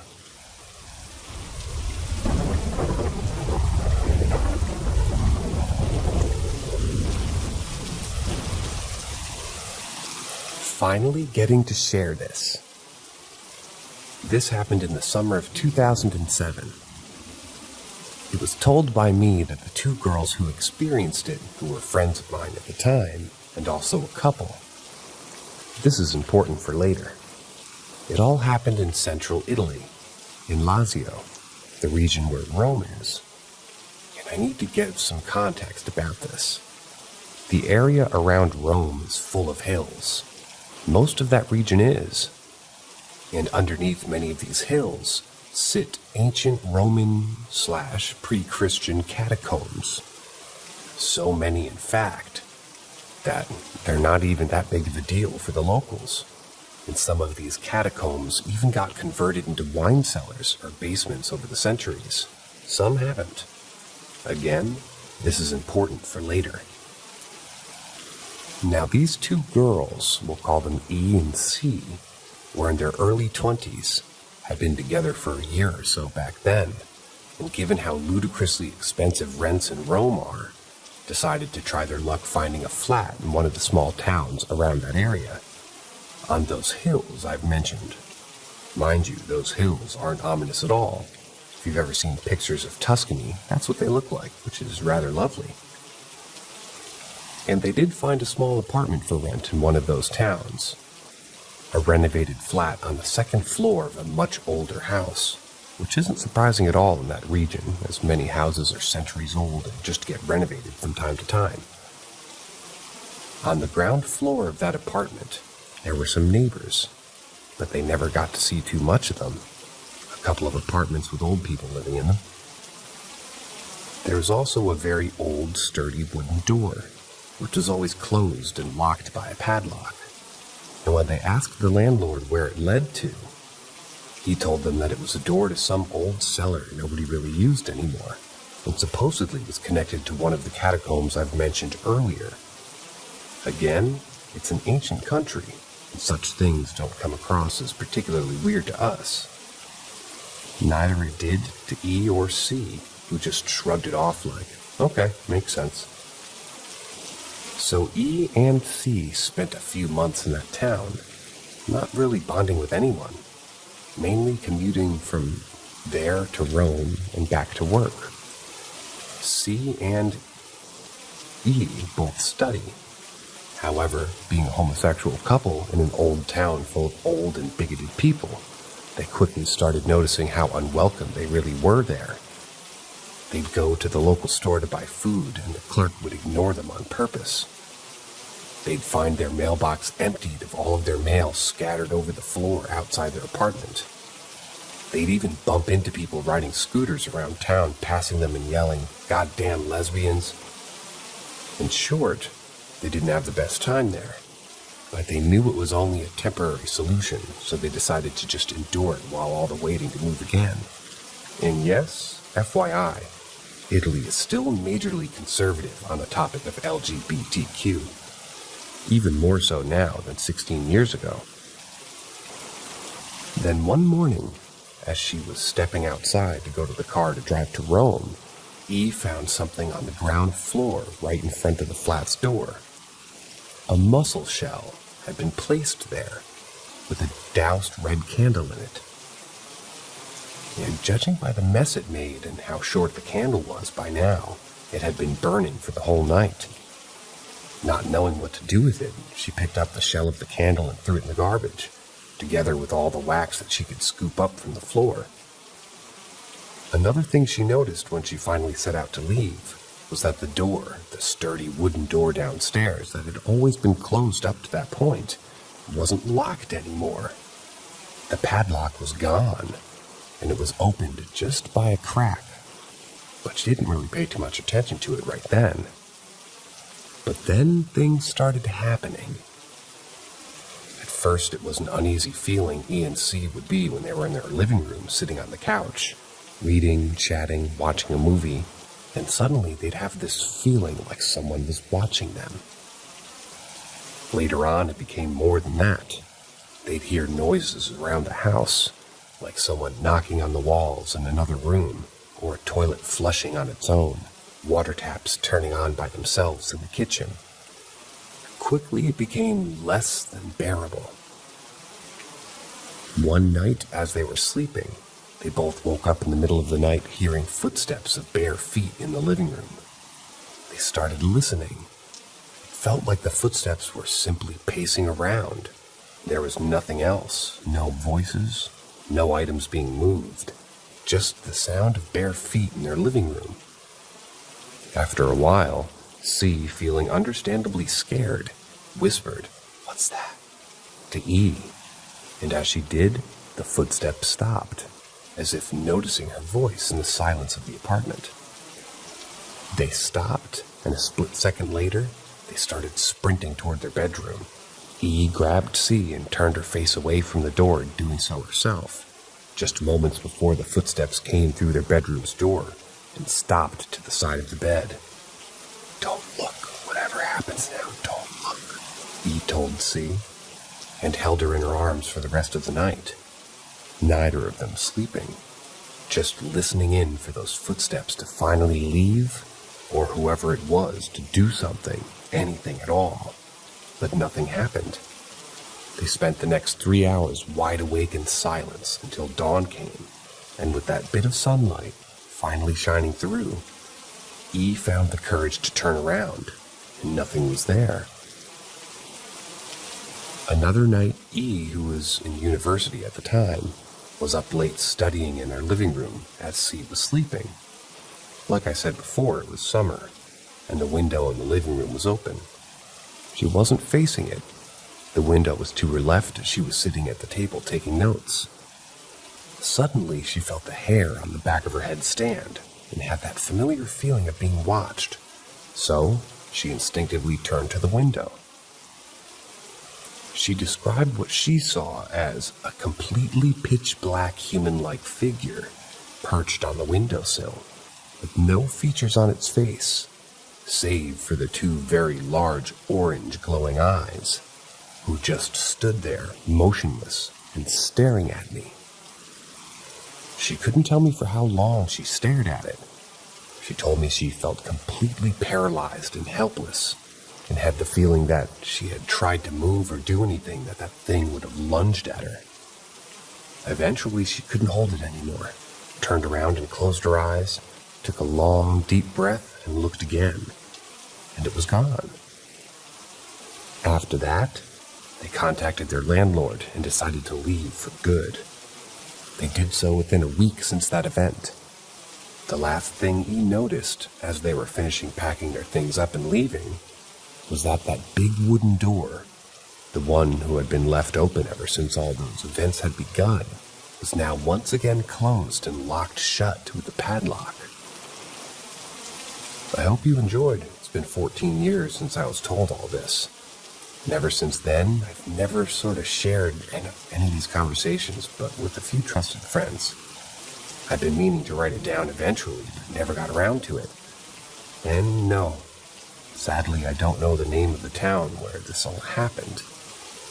I'm not in touch with E or C anymore, so I couldn't find out more even if I wanted to.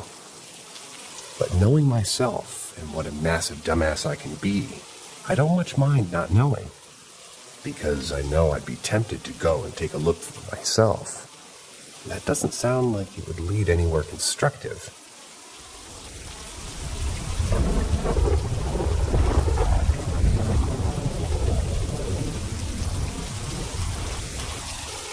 Ask Reddit. When I was a child, I had a lot of trouble sleeping. My house was always in chaos. We had a really cool house designed by an architect, built into the side of a mountain. It had floor-to-ceiling windows. It could be very creepy being in the living room late at night with all the windows. Some nights, I'd wake and smell bacon and eggs at like 3 in the morning. I would hear noises in the kitchen. So, I would go to the kitchen. There was a built breakfast nook. Sitting at that nook was my mother fully dressed. Dress, stockings, full makeup, hair done, like she was going out. There was a full breakfast. Eggs, bacon, hash browns, and grapefruit. 2 plates were set opposite each other. There sat my mom engaged in full conversation. There was just one problem. There was no one sitting on the opposite side of my mother. She talked and laughed with the imaginary person and smoked cigarettes. This went on for hours. I spent the night at my friend's house, and being awake, I went to look in the kitchen. No mom talking to her imaginary friend. When I got home, I asked my dad about it. He told me that it had started after the death of my brother. I lost an older sister to pneumonia and my younger brother of SIDS. I guess my mom was already struggling with mental health issues, and she just cracked right down the center. It was a scary childhood.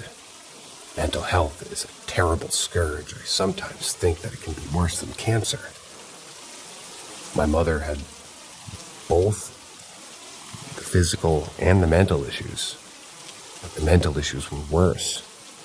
She's at peace now with my brother and my sister.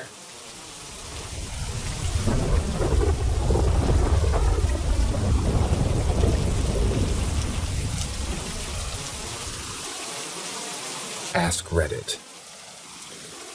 When I was around 16, my rapidly growing family finally moved from the house I had spent my entire life in.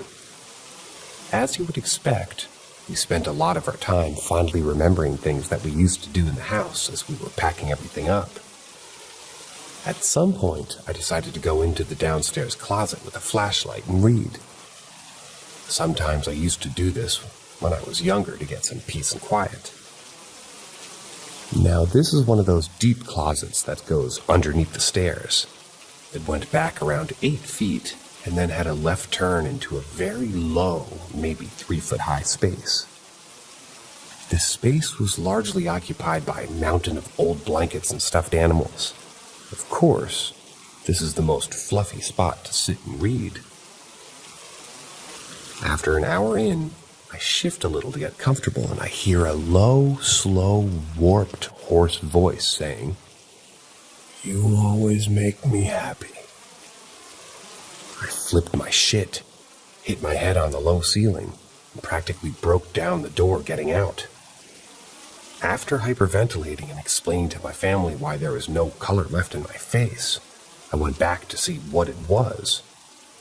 It was my stuffed little bear from when I was 3 or 4 years old that happened to lean on it just right to press his belly. When I pressed his stomach again, nothing.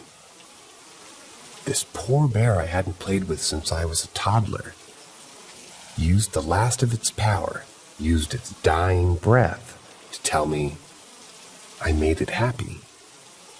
You make me happy too, little bear, when you're not making me piss myself.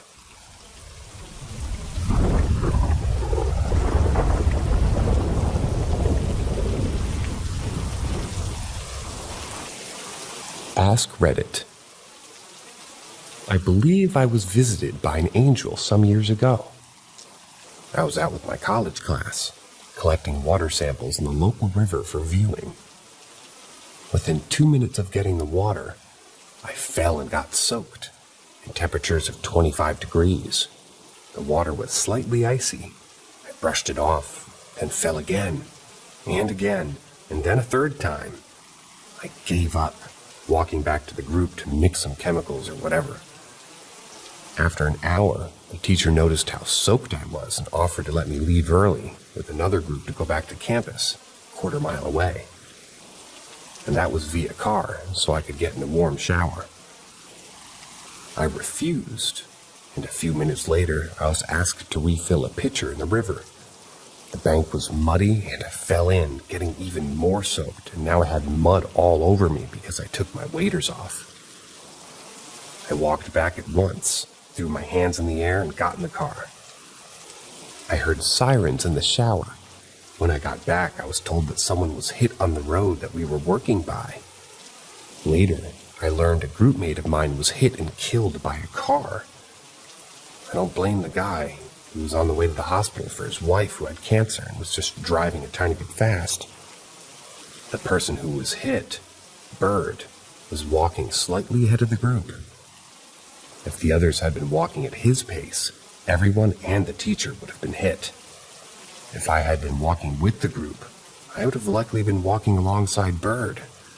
He and I walk at the same pace. We were next to each other on the way to the river. We would have likely talked together on the way back. I truly believe that someone up there wanted me to live. I'm normally clumsy, yes, but not like this. I kept tripping over literal air and went underwater when I shouldn't have. I'm good at keeping my head up when I fall. I just question why me and why Bird couldn't have been saved as well.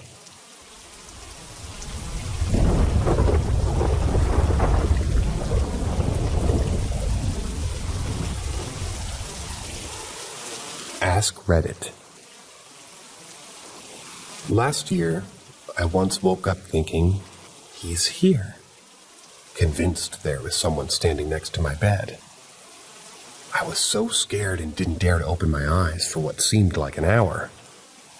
When I was around 13, there was a moment I saw an elderly couple outside my window while I was undressing. I gave them the finger thinking that they were pervs, but the next moment, they were gone. It was also not the right height for people to stand at.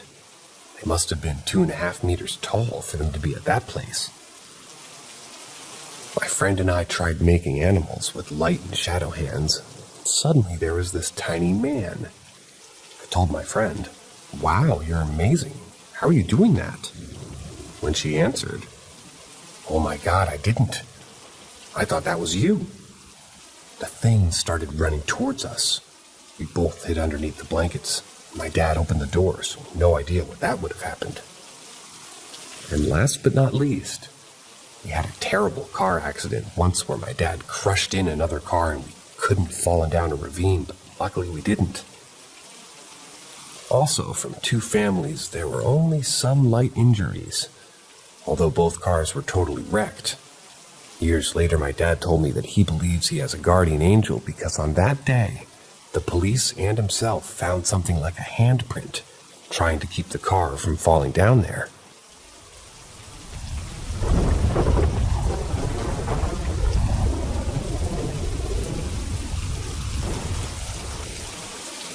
Doppelganger. I had my first encounter with a doppelganger 2 weeks ago. I convinced myself that it was just in my head. Must have been a waking dream of sorts. Me and my boyfriend went out. I myself had only 2 beers over 5.5 hours that we were out, so I'm not even buzzed. I was in my kitchen waiting for my dog to finish his business so I can lock up and go to bed when I see movement to my right. To put this in context, my kitchen is a rectangle with my family room on my left, and my living room would be behind me, and my master bedroom off to that to the right.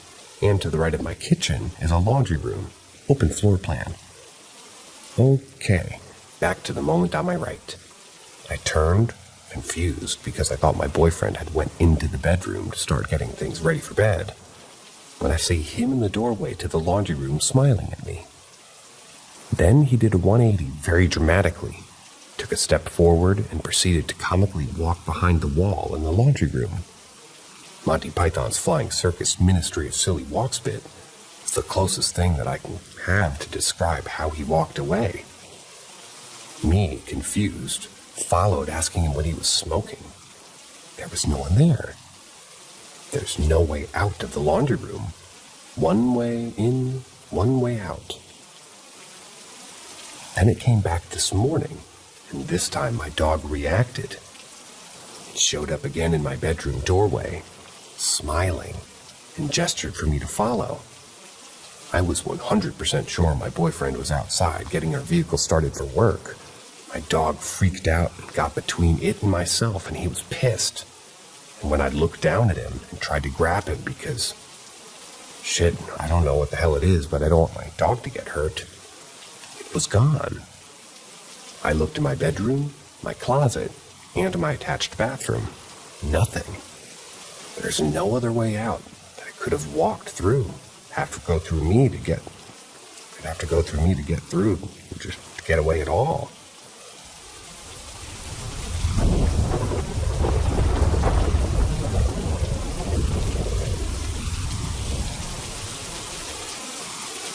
What did I see?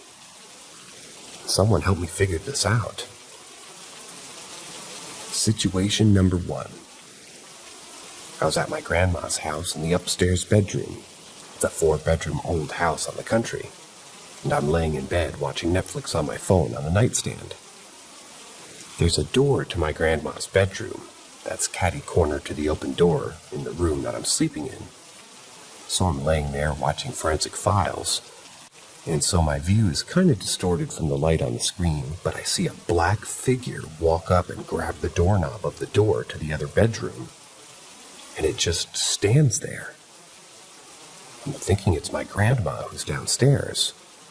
She's kind of hard of hearing, so I say "Grandma" a few times, louder and louder until the hair stands up on the back of my neck, and I lean up in bed and say "Grandma" really loud. At this point, whatever it is knows I'm looking at it, and replies to me. "Oh, you can see me?" And turns around and walks away, bro. I didn't know what to do. I sat there for a minute, and then got up and looked through all the other bedrooms, and nobody was up there. I go downstairs, and my grandma's sitting there watching Jeopardy like usual. I asked her if she went upstairs. She said no. Has no idea what I'm talking about. I'm not schizophrenic that I know of, and I was completely sober. Freaked the out of me. Situation number 2. Fast forward 6 months, and it's New Year's. Long story short, I'm laying in the other bedroom. That was catty-corner to the one that I was in the first time in that story. And out of sleep and crazy hungover. I hear a woman mumbling down the hallway by the bathroom. Hallway and the bathroom in the same big bedroom. I don't think anything of it. maybe somebody stopped over and I was hearing them downstairs. There is a balcony in the bedroom that I'm at, and a patio out front on the bottom level. I laid there for a little while listening to it, but I couldn't make any words out. So I go downstairs and ask my mom and my grandma, who are both sitting downstairs on each other end of the house in the living room watching TV, if there's anybody there. My mom said no. I told her I heard some lady upstairs mumbling. She just said, no one was there. So I went back upstairs and tried to get some sleep. As soon as I'm barely asleep, I'm laying on my right side and I hear a scream from a girl less than 3 inches from my left ear. I was so scared I jumped up and ran into the door, then opened it and ran out. Fast forward again to later that night, and my mom's spending the night at my apartment. She doesn't live in town, she was visiting. My mom said that she hears the lady too some mornings mumbling down the hallway. She can never make out what it's saying. She just didn't want to say anything in front of my grandmother to freak her out. My grandma doesn't believe in ghosts. What the fuck, bro? I refuse to sleep over there anymore. Hell no. Any ideas on what I heard or saw? The house was built by my grandfather and his first wife who lived there. They had a young daughter who died of some blood disease. I'm not sure what happened, or if it's curable. But I get some super weird, anxious vibes from that house. I bought an audio recorder and set it up there 3 days. I went through all the audio recordings on my girlfriend's laptop. I can't hear anything except for some interference every now and then. But it might just be the audio recorder.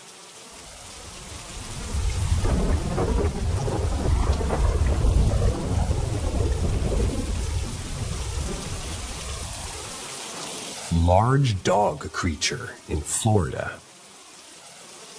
Let me say first and foremost, I'm a man of logic and explanation. I never believed in ghosts or other cryptic beings really in my life, but something happened the other night that really made me feel weird. So I live somewhere in between country and town here in Florida, and I see an abundance of wildlife. Foxes, coyotes, raccoons, all very normal to see. Since there's a pretty large fox population around here and most people having chickens, everyone has large dogs, including me. I have a 70-pound boy and a 60-pound girl pit bull. They're fearless. They know this is their property, and they protect it as such, alerting me if they hear something. And if they do, I open the door and they run out to chase whatever it is. The other night, I woke up randomly, and it was disturbingly quiet outside, like not a single cricket, and my dogs were not on the bed like they usually are. All of a sudden, a howl like I've never heard went off like a siren that sent a chill running down my spine, like a deep yell almost, but definitely from an animal. I turned the lights on in my house to see my pit bulls at the back of their crate shaking. Never seen that look on my dog's face like that before. Purely terrified. So I turned all the lights back off, grabbed a flashlight, and looked out my back window. What I saw about 200 yards off by the tree line near the back of my property was a dog thing. I vaguely saw it, but it was very similar to a hyena in build, with a large amount of fur on its neck, like a mane. Almost skinny back legs. Its head looked very wolf-like, with erect ears and a large skull. It was fucking huge. It was so black it was hard to make out distinct characteristics, but its presence scared basically any living thing that was around, it seemed, that night. The next morning I went to the spot I saw the animal, but saw no tracks or hair or anything. But I know what I saw. I never saw anything like it before. Has anyone in Florida seen anything like this? We've been having a lot of dead dogs in the area. Dogs that are large and are being killed by something. Other people think it's coyotes or a feral dog, but I think it's that thing I saw.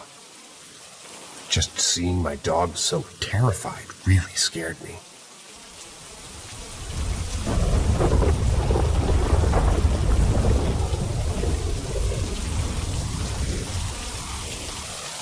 Ask Reddit. In my senior year of high school, I was stuck in writing class with all grades for a semester. I was sat next to a group of rather loud freshmen, much to my dismay, and despite trying to remain as recluse as possible, one of the freshman girls would occasionally try and chat me up. Because of my grumpy nature, she began calling me Grandpa affectionately, and only she and the group would bother to talk to me. We definitely weren't friends. She was just too loud and bubbly for me. But even as the semester ended, we changed classes, we passed each other every morning on our way to first period, and she would always call out, "Hey, Grandpa," as she passed me with her group of friends that she walked with every day. In late March, it began to buzz around the school that a freshman had committed suicide.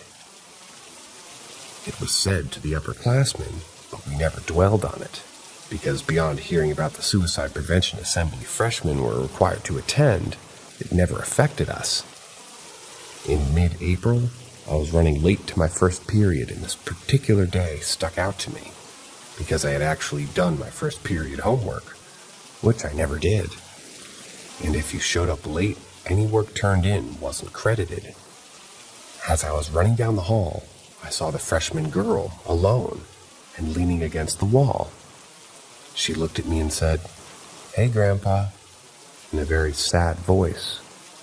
I quickly said hi and ran off to class without another thought. Fast forward to my last band concert of the year, and the final song was sung by the choir, in dedication for the fallen freshman who had just been in the group. I glanced down at the program to see what song they were singing. For the first time ever, I saw the freshman's name. It was the girl.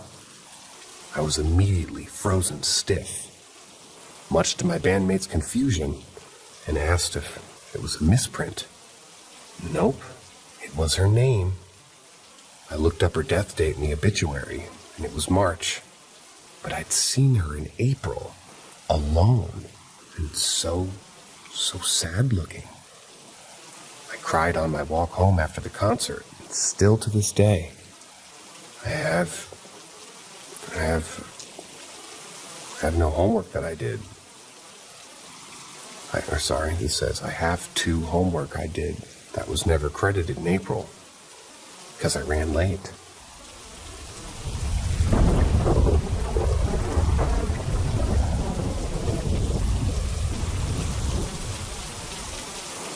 Ask Reddit.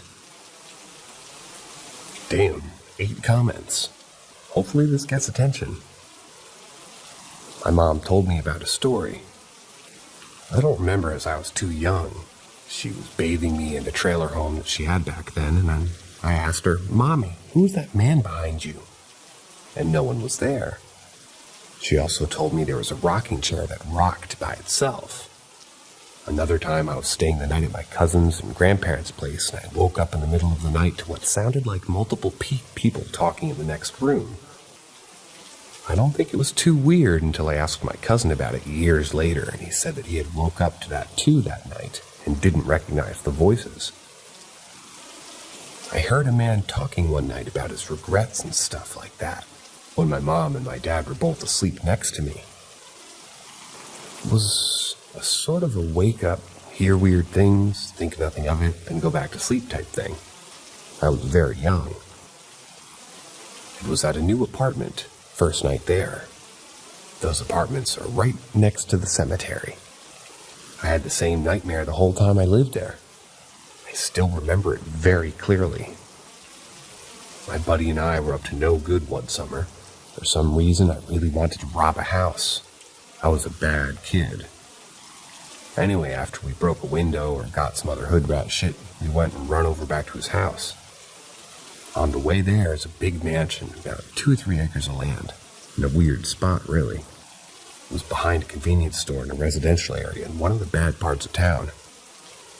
Anyway, We were running to his house, and we were passing this mansion in a field. We saw what looked like a woman in a long white dress keeping pace with us, but not in a running pose, and we couldn't see her feet. She was floating at the speed that we were running. We got back to his house, and I asked if he saw it. He said yes, and that was that. Never saw it again.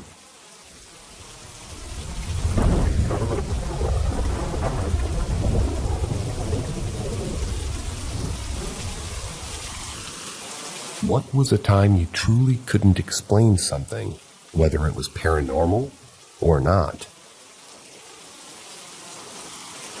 For me, it happened when I was probably 14, so probably back in 2009-ish. I was sleeping over at my cousin's house, where I think we honestly haunted his house from all using a Ouija board. We were laying on their couches in their living room trying to fall asleep around 2 or 3 a.m. It was dead silent other than a fan running to cool the house down since it was summertime. And out of nowhere, we all hear the loudest sound we've ever heard before. It sounded like the entire universe was collapsing into itself, right in his living room, and only lasted for a second or two. We instantly sat up and asked each other if all three of us heard that noise. And we did. We were asking each other what it could have been when his dad comes running down the stairs into the living room and asks us what it was. Us having no idea, we just said we don't know, just woke us all up. His dad didn't believe us, and we started semi-laughing because it scared us so badly. He then accuses us some more, and we laugh at him because none of us genuinely did it. He was starting to sound like a crazy person. Eventually, he went back upstairs to go to bed, and we eventually fell asleep too. To this day, me and my cousins still have no idea what it could have been. My only theory was that the house was settling on its foundation or something, even though it was only built in the mid-90s.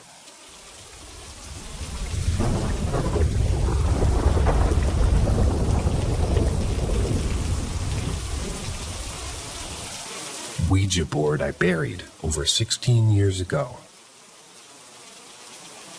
When I was a young teen, I stole a Ouija board from Spencer's and played around with it a couple times with a couple of friends. I ended up putting it in the bottom drawer of my dresser to hide it from my parents. At some point, I'd start glancing over there while trying to sleep, feeling uncomfortable, like there was some kind of presence in the drawer. I didn't really know what to do, so I took it out and just buried it by a big pine tree. I looked for it for several years later, but couldn't find it because the ivy was so overgrown. My parents have been divorced for quite a while now, and I don't live at that house anymore. I haven't talked to my dad in about 9 years, but my mom has said that he thinks his house is haunted, complaining about keys and other things disappearing or getting moved somewhere else. Not to mention a bunch of other bad or strange things that went on there. But that would really take a long time to talk about. Neither of my parents knew about the Ouija board, and they're both religious. I have an occasional strange dream about the pool back there always being absolutely filthy and scary creatures living in it. I suffer from depression and anxiety too. I wish I could go and find it and deal with it somehow, but the situation's complicated.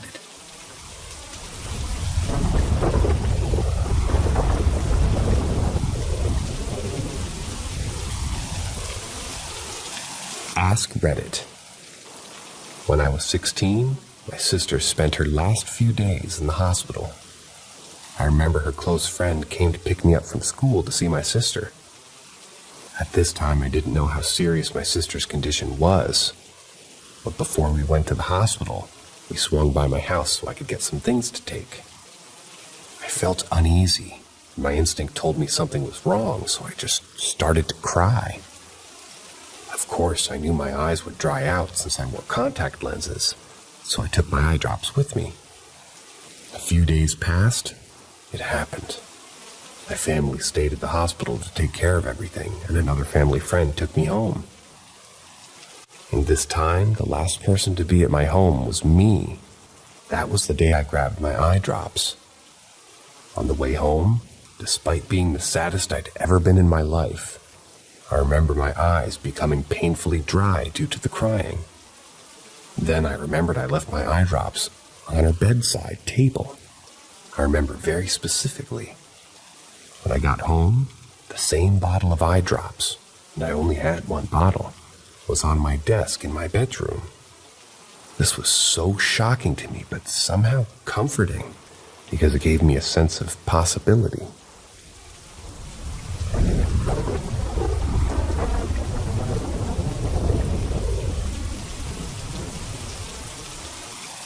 Why do purification rituals and smudging often make paranormal activity worse?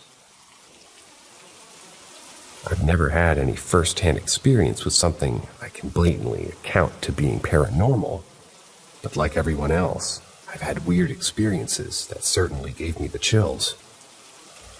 I've been watching a lot of paranormal activity videos on YouTube for years now, and used to read a lot of stories, and on other forums about people's experiences with hauntings. I've noticed that usually whenever people try to get rid of a ghost or try to treat, quote-unquote, their haunting, they'll perform some sort of purification ritual with incense or burning some herbs. Maybe they'll use holy water or something, or often they attempt a smudging or burning of sage, and they instead seem to end up provoking the entities and ultimately make their hauntings even worse or become violent. Why do you believe this is? Could it be that they're performing rituals incorrectly? I don't know the right, quote-unquote, way to smudge a house, but I've heard that there is a correct way to do it. Personally, I think it's probably because they're focusing all their attention on the entities that are causing the haunting, and they're feeding off of the energy and the fear. I've always heard that the best thing to do when paranormal activity begins is to ignore it and pay it no mind, or rather, that one of the worst things you can do is start asking it to do things, talk to it, try to contact it, or show fear and vulnerability.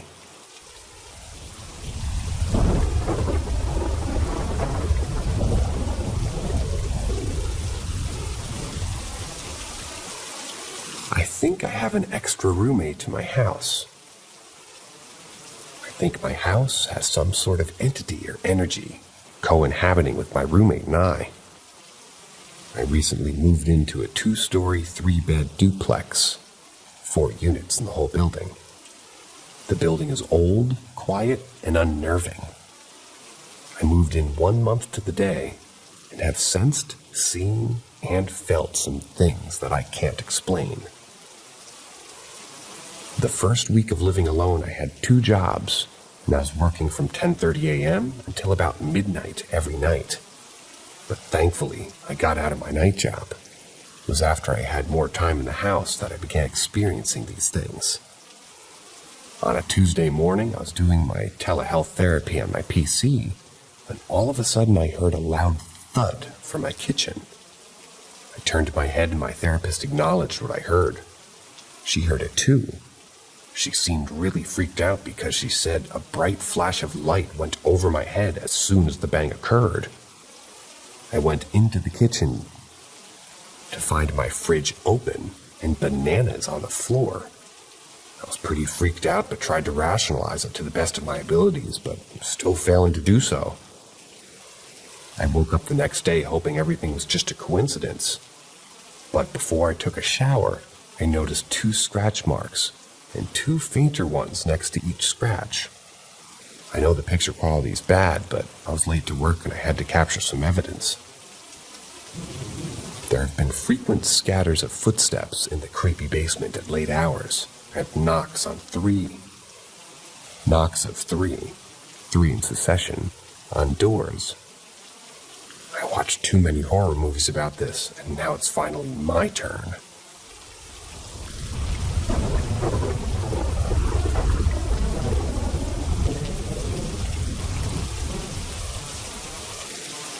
Mystic Mayhem. My priest uncle and the malevolent witchcraft box.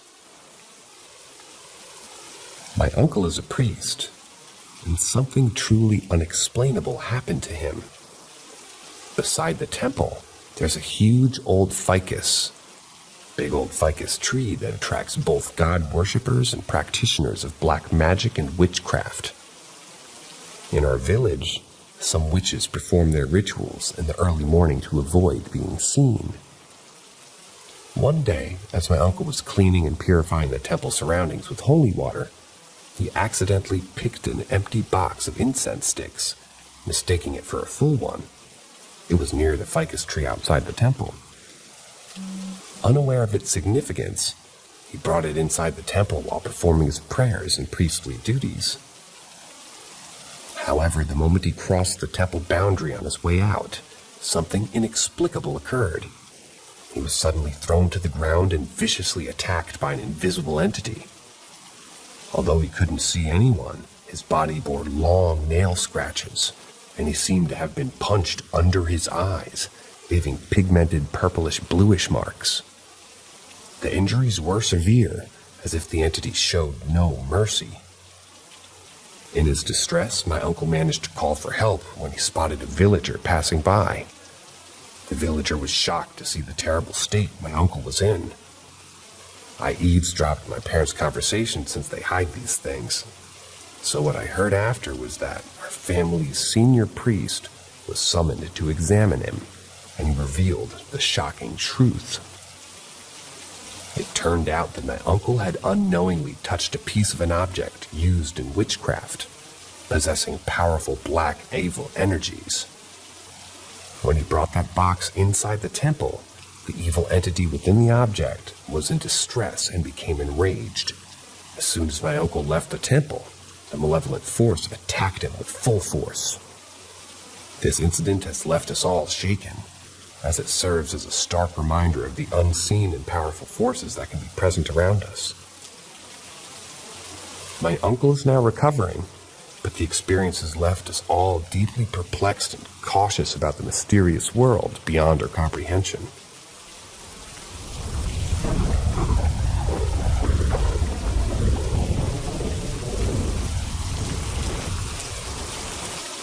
Death news and paranormal encounters. Death Newser. Back in 2020, when COVID was everywhere, my uncle got the virus, and his condition was pretty bad. One day before his death, really weird things happened. Morning, as soon as I woke up, I went to open the balcony door. There's a black butterfly, and it entered, and the small creature died in front of me. That small, petite creature stopped flying and fell down. That was really odd. I felt bad. Then I blew her outside. After a while, a black bird came from our kitchen window, took a round of the kitchen, and went outside. Now it got really weird. Black butterfly, black bird. Whole day went as usual. Around 3 a.m., I slightly woke up. I don't remember the exact time, but I hear a mixed voice of many people in unison, men and women's voices together, saying to me something like, "Take care of your brother is in danger." At that moment, I was paralyzed. I don't have sleep paralysis, and I'm aware of what it is. And I couldn't open my eyes nor move. I was screaming, "Mom, Mom," but nothing came out. I was screaming inside. I could hear my scream inside my chest. It came out, "Mom." Finally, the third time, she came running to my room and asked what happened. I proceeded to tell her. But I was worried about my brother. I kept checking on him if he was all right. Then the next morning, we got the news of my uncle passing away. The unknown voice from the unknown source just warned me. Am I a psychic? What was that? After a few days, his soul visited us. I was smelling like something burning and felt something in front of me, but I can't see. The next morning, my mom confirmed and told me that she felt as someone was watching her, but she told me not to worry. It must be his soul. Night visitor. We just shifted to our new house. 2019. We had things to arrange and beds to make. We decided for now that we'll sleep on the floor. And that day, all of us woke up around 3 a.m. to drink water. My neighbor was watching a movie at a loud volume so I could hear it, and I was seriously annoyed. I wasn't able to drift back to sleep after flipping side by side for a while. I felt something strange, like someone staring at me. Someone sitting right beside me, like right now. Present tense to imagine.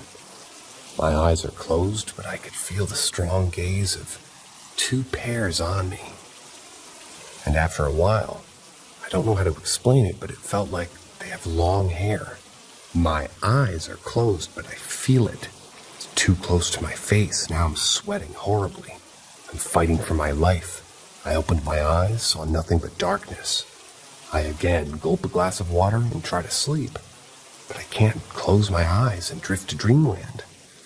Now my body's getting colder and colder, cold as ice, cold sweat running down and my body's trembling so bad I can't stop it. I was shaking so bad, I was anxious. I had very weird feelings in my chest.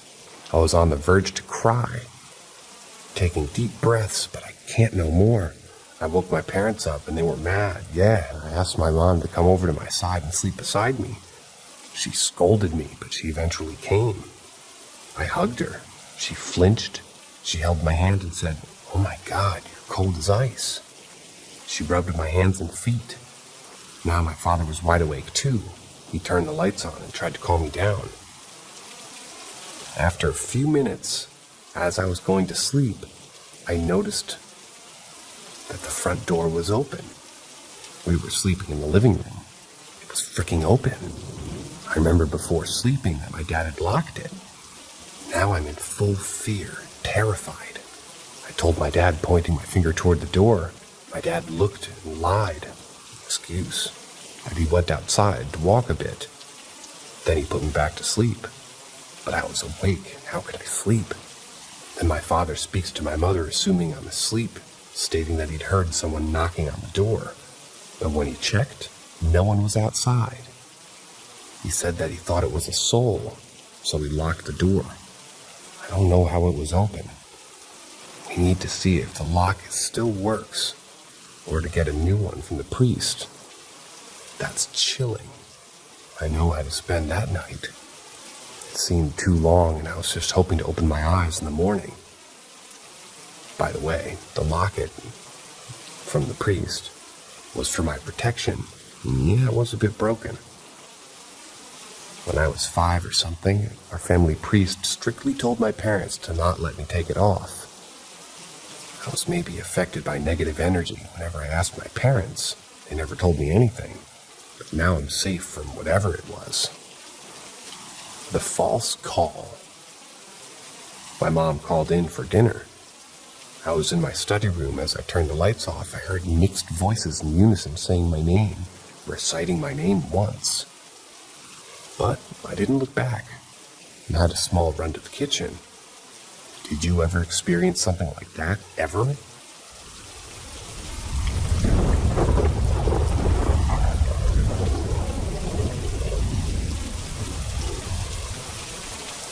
Question about what I can only describe as a demon. So years ago, me and my girlfriend at the time took a picture while laying in bed, with my niece between us and the poster behind us on the wall. We clearly caught what I can only describe as a demon staring straight down at my niece. It was clear as day, no mistaking it. It was looking through the light reflecting off the poster, like it was a window or something. Thinking we got a weird angle, clearly in denial, we recorded a video of us probably 15 to 20 seconds long to see if we still saw it. Mind you, my niece was asleep between us having nightmares for the last hour or so we kept waking her up. Anyways, in the video, right when it starts, you can see it still staring down at her, eyes bulging, looking down.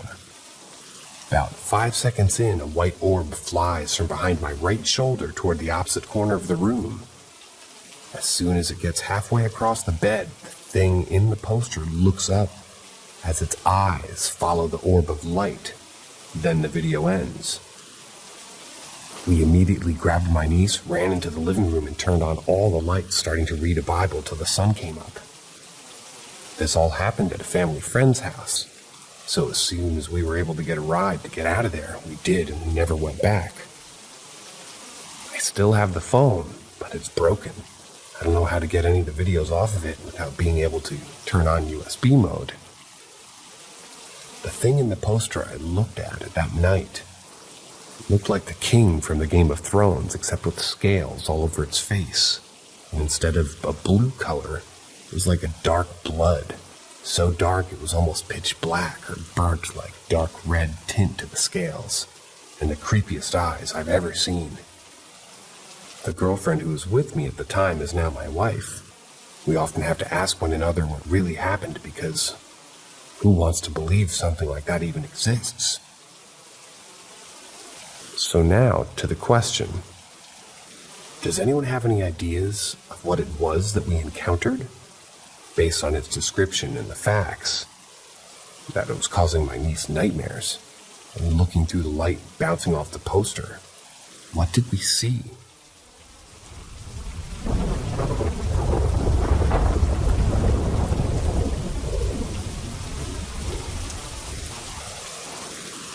My great-grandmother accurately predicted the destruction of her family home and saved her mother's life. My grandmother told me this story about her mother. She's not at all spiritual and doesn't have any other stories like this, so it's always stood out to me. It's a little long, so please bear with me. When my great-grandmother was a child, she had frequent prophetic dreams. Usually it would be something small, like receiving a letter in the mail, or having a specific conversation with a friend. This friend would be in her dream, and within a few days, the event would actually occur. At the time, she lived with her mother, who used a wheelchair, and her grandmother. I believe that she also had siblings, but they aren't relevant to the story. Her grandmother, my great-great-great-grandmother, was supposedly a psychic medium herself. Admittingly, I have some doubts about this claim. I have to assume that her grandma didn't work as a medium professionally due to the time period, but I don't doubt that she had psychic abilities. Anyway, her grandma was very interested in these dreams and always took them seriously. One night she had a dream that was different than the rest. She dreamed that there was a terrible house fire and that they were unable to get her mother out of the home in time due to difficulties with her wheelchair. She woke up in the middle of the night crying inconsolably. She told her grandmother about the dream, and she immediately started waking up the rest of the family, telling them to grab as much stuff as they could take with them. They hopped in the car and went to stay with a family friend for the night. The next day, they come back to check on the house, and it's just ashes, completely burned to the ground. I can't remember if they ever found the cause of the fire. As far as I know, this is the only big incident that she ever predicted. But I wonder what else went on in that family. Unfortunately, my great-grandmother passed away when I was young, so I never got the chance to ask her about this story. I've also had a few dreams like this myself.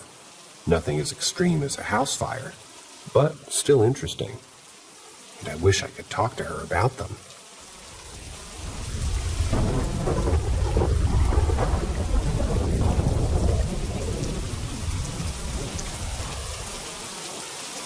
Ask Reddit. When I was young, my family moved into, quote-unquote, the most haunted house on an Indian reservation in 2001. The whole town knew of it, and I grew up known as the kid who lives in the haunted house. We're a white family, and the house was abandoned for years before we moved in. It was apparently built on an Indian burial ground. The tribe overheard that someone bought the house and insisted on cleansing it before we moved in. The tribe's leaders and shaman showed up and started to walk into the house and just stopped. They would not enter the house. We were forced to do the ritual in the front yard. They didn't feel it was safe. We had the occasionally spooky noises, but it was an old rickety house, so we didn't think twice about it. We also always had dogs and cats to blame the unexplained noises on. Years went by, and we continued to ignore what most people would consider to be creepy or haunted, up until about a year ago, that is. The spirits must have had just enough and wanted to be heard finally. A friend of mine was down the road at a mutual friend's house and was too drunk to drive all the way home. We lived pretty far out in the country. He called me, and I insisted he sleep on my couch for the night. He showed up around 2 a.m. The whole house was asleep except for me and him. I got him some water and blankets, set him up for a nice sleeping spot on the couch, and we both went to bed.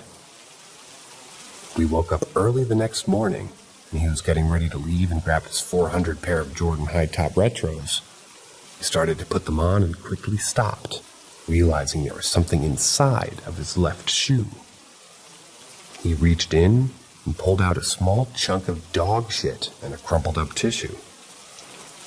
Everyone was still asleep. No one woke up throughout the night. There were only 3 suspects: my mom, my dad, or my brother, none of which would be rude enough to do such a thing. My dogs never had a problem going to the bathroom in the house, let alone aiming perfectly into a shoe. To this day, we still don't know how it got there. The tissue made him believe someone was pulling a prank on him, but I swore on my first child that none of my family members would ever think to do something like that. We had no choice but to blame the spirits. 17 years I lived in that house, and that was the most unexplained thing that's ever happened. My friend is still convinced the house is haunted and refuses to spend the night anymore. I try to joke about it every now and then, and he gets very uneasy at the thought of it. It still bugs me that we'll never know how it happened. But at least I know my ghosts have a good sense of humor.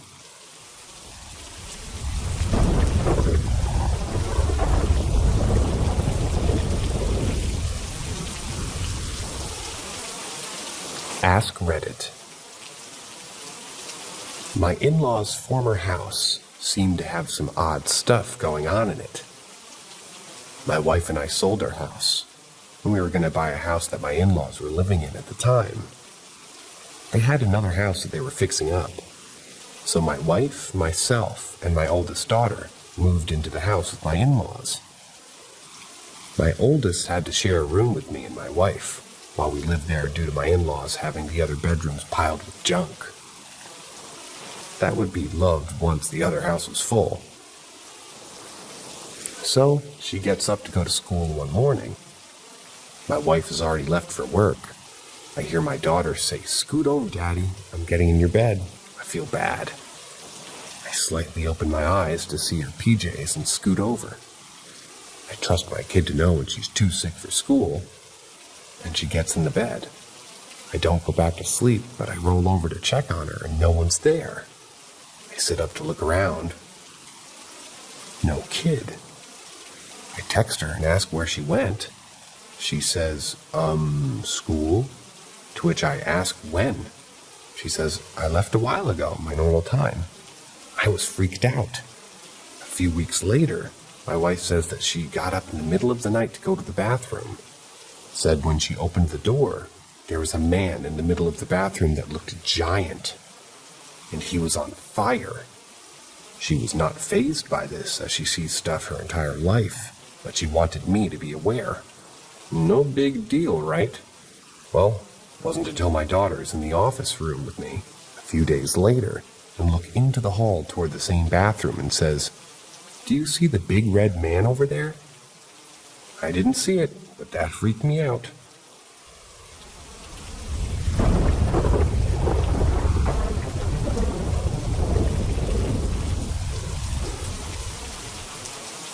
had a dream my nanny went to heaven. When I woke up, I was told she passed. My nanny, aka my grandmother, passed away when I was 9. Her and I were extremely close. She was diagnosed with lung cancer and was terminal. At 9, I didn't really understand what was going on, but I knew it wasn't good. Now my aunt, my nanny's daughter, passed away when she was 18. I never seen any good quality photos of her, so I never really had a good image of her face. All I know is my nanny would say her favorite color was black. I put this part in so you could understand what I'm going to be saying next. I usually slept at my nanny's house and went to school in the morning. This was a weekend, and for some reason I slept home that night. When I woke up that morning, I remember having this vivid dream. I dreamt that my nanny was floating on a cloud going up to heaven. She was so happy and excited.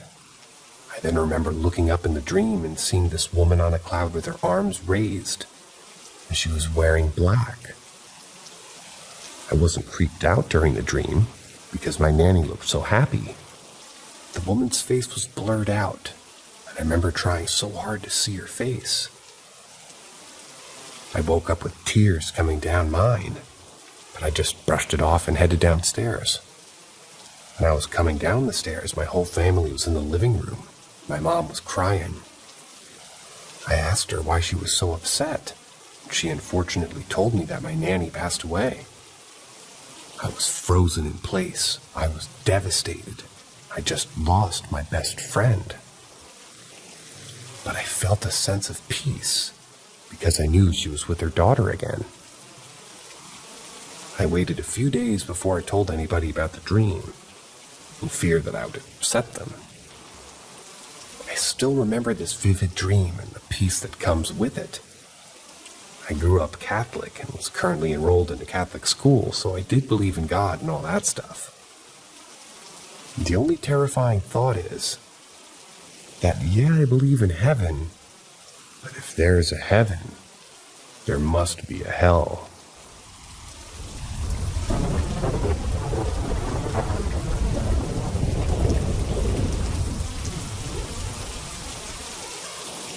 Why aren't ghosts naked? If objects don't have quote-unquote souls or whatever, why do ghosts, when visible, wear clothing? This has always bothered me. I'm a non-believer, but I do entertain myself thinking about the logic behind the existence of ghosts. So I don't understand how ghosts appear with clothing when clothes cannot have souls. There won't be a ghost of a toilet, a door, a car. Maybe we can agree that sometimes the soul of one or multiple people can turn inanimate objects into ghost versions of them, like the ghost ships and stuff. But how does that work? They wear the thing that they died with. If a person used to wear glasses, does the ghost have its own eye problems as well? A person with Tourette's also has Tourette's as a ghost? At least this will indicate the soul of a person evolves at the same time the person grows. But what about a baby ghost or non-born kids? I've seen cases about people believing in their unborn child haunting another baby of the said person. How does the ghost look like? And more importantly, how does it think? Do we unlock full consciousness, logic, and intelligence as ghosts? Does a retarded person, sorry, can't come up with another word, not being rude or trying to offend anybody, maintain their cognitive problems as a ghost? Because that just sounds like mental torture. Also, if we know that a person's soul evolves and looks like the said person, what about people with skin issues and missing limbs? Do ghosts look like that as well? And if not, what and when does the soul decide to look like this and not look like that?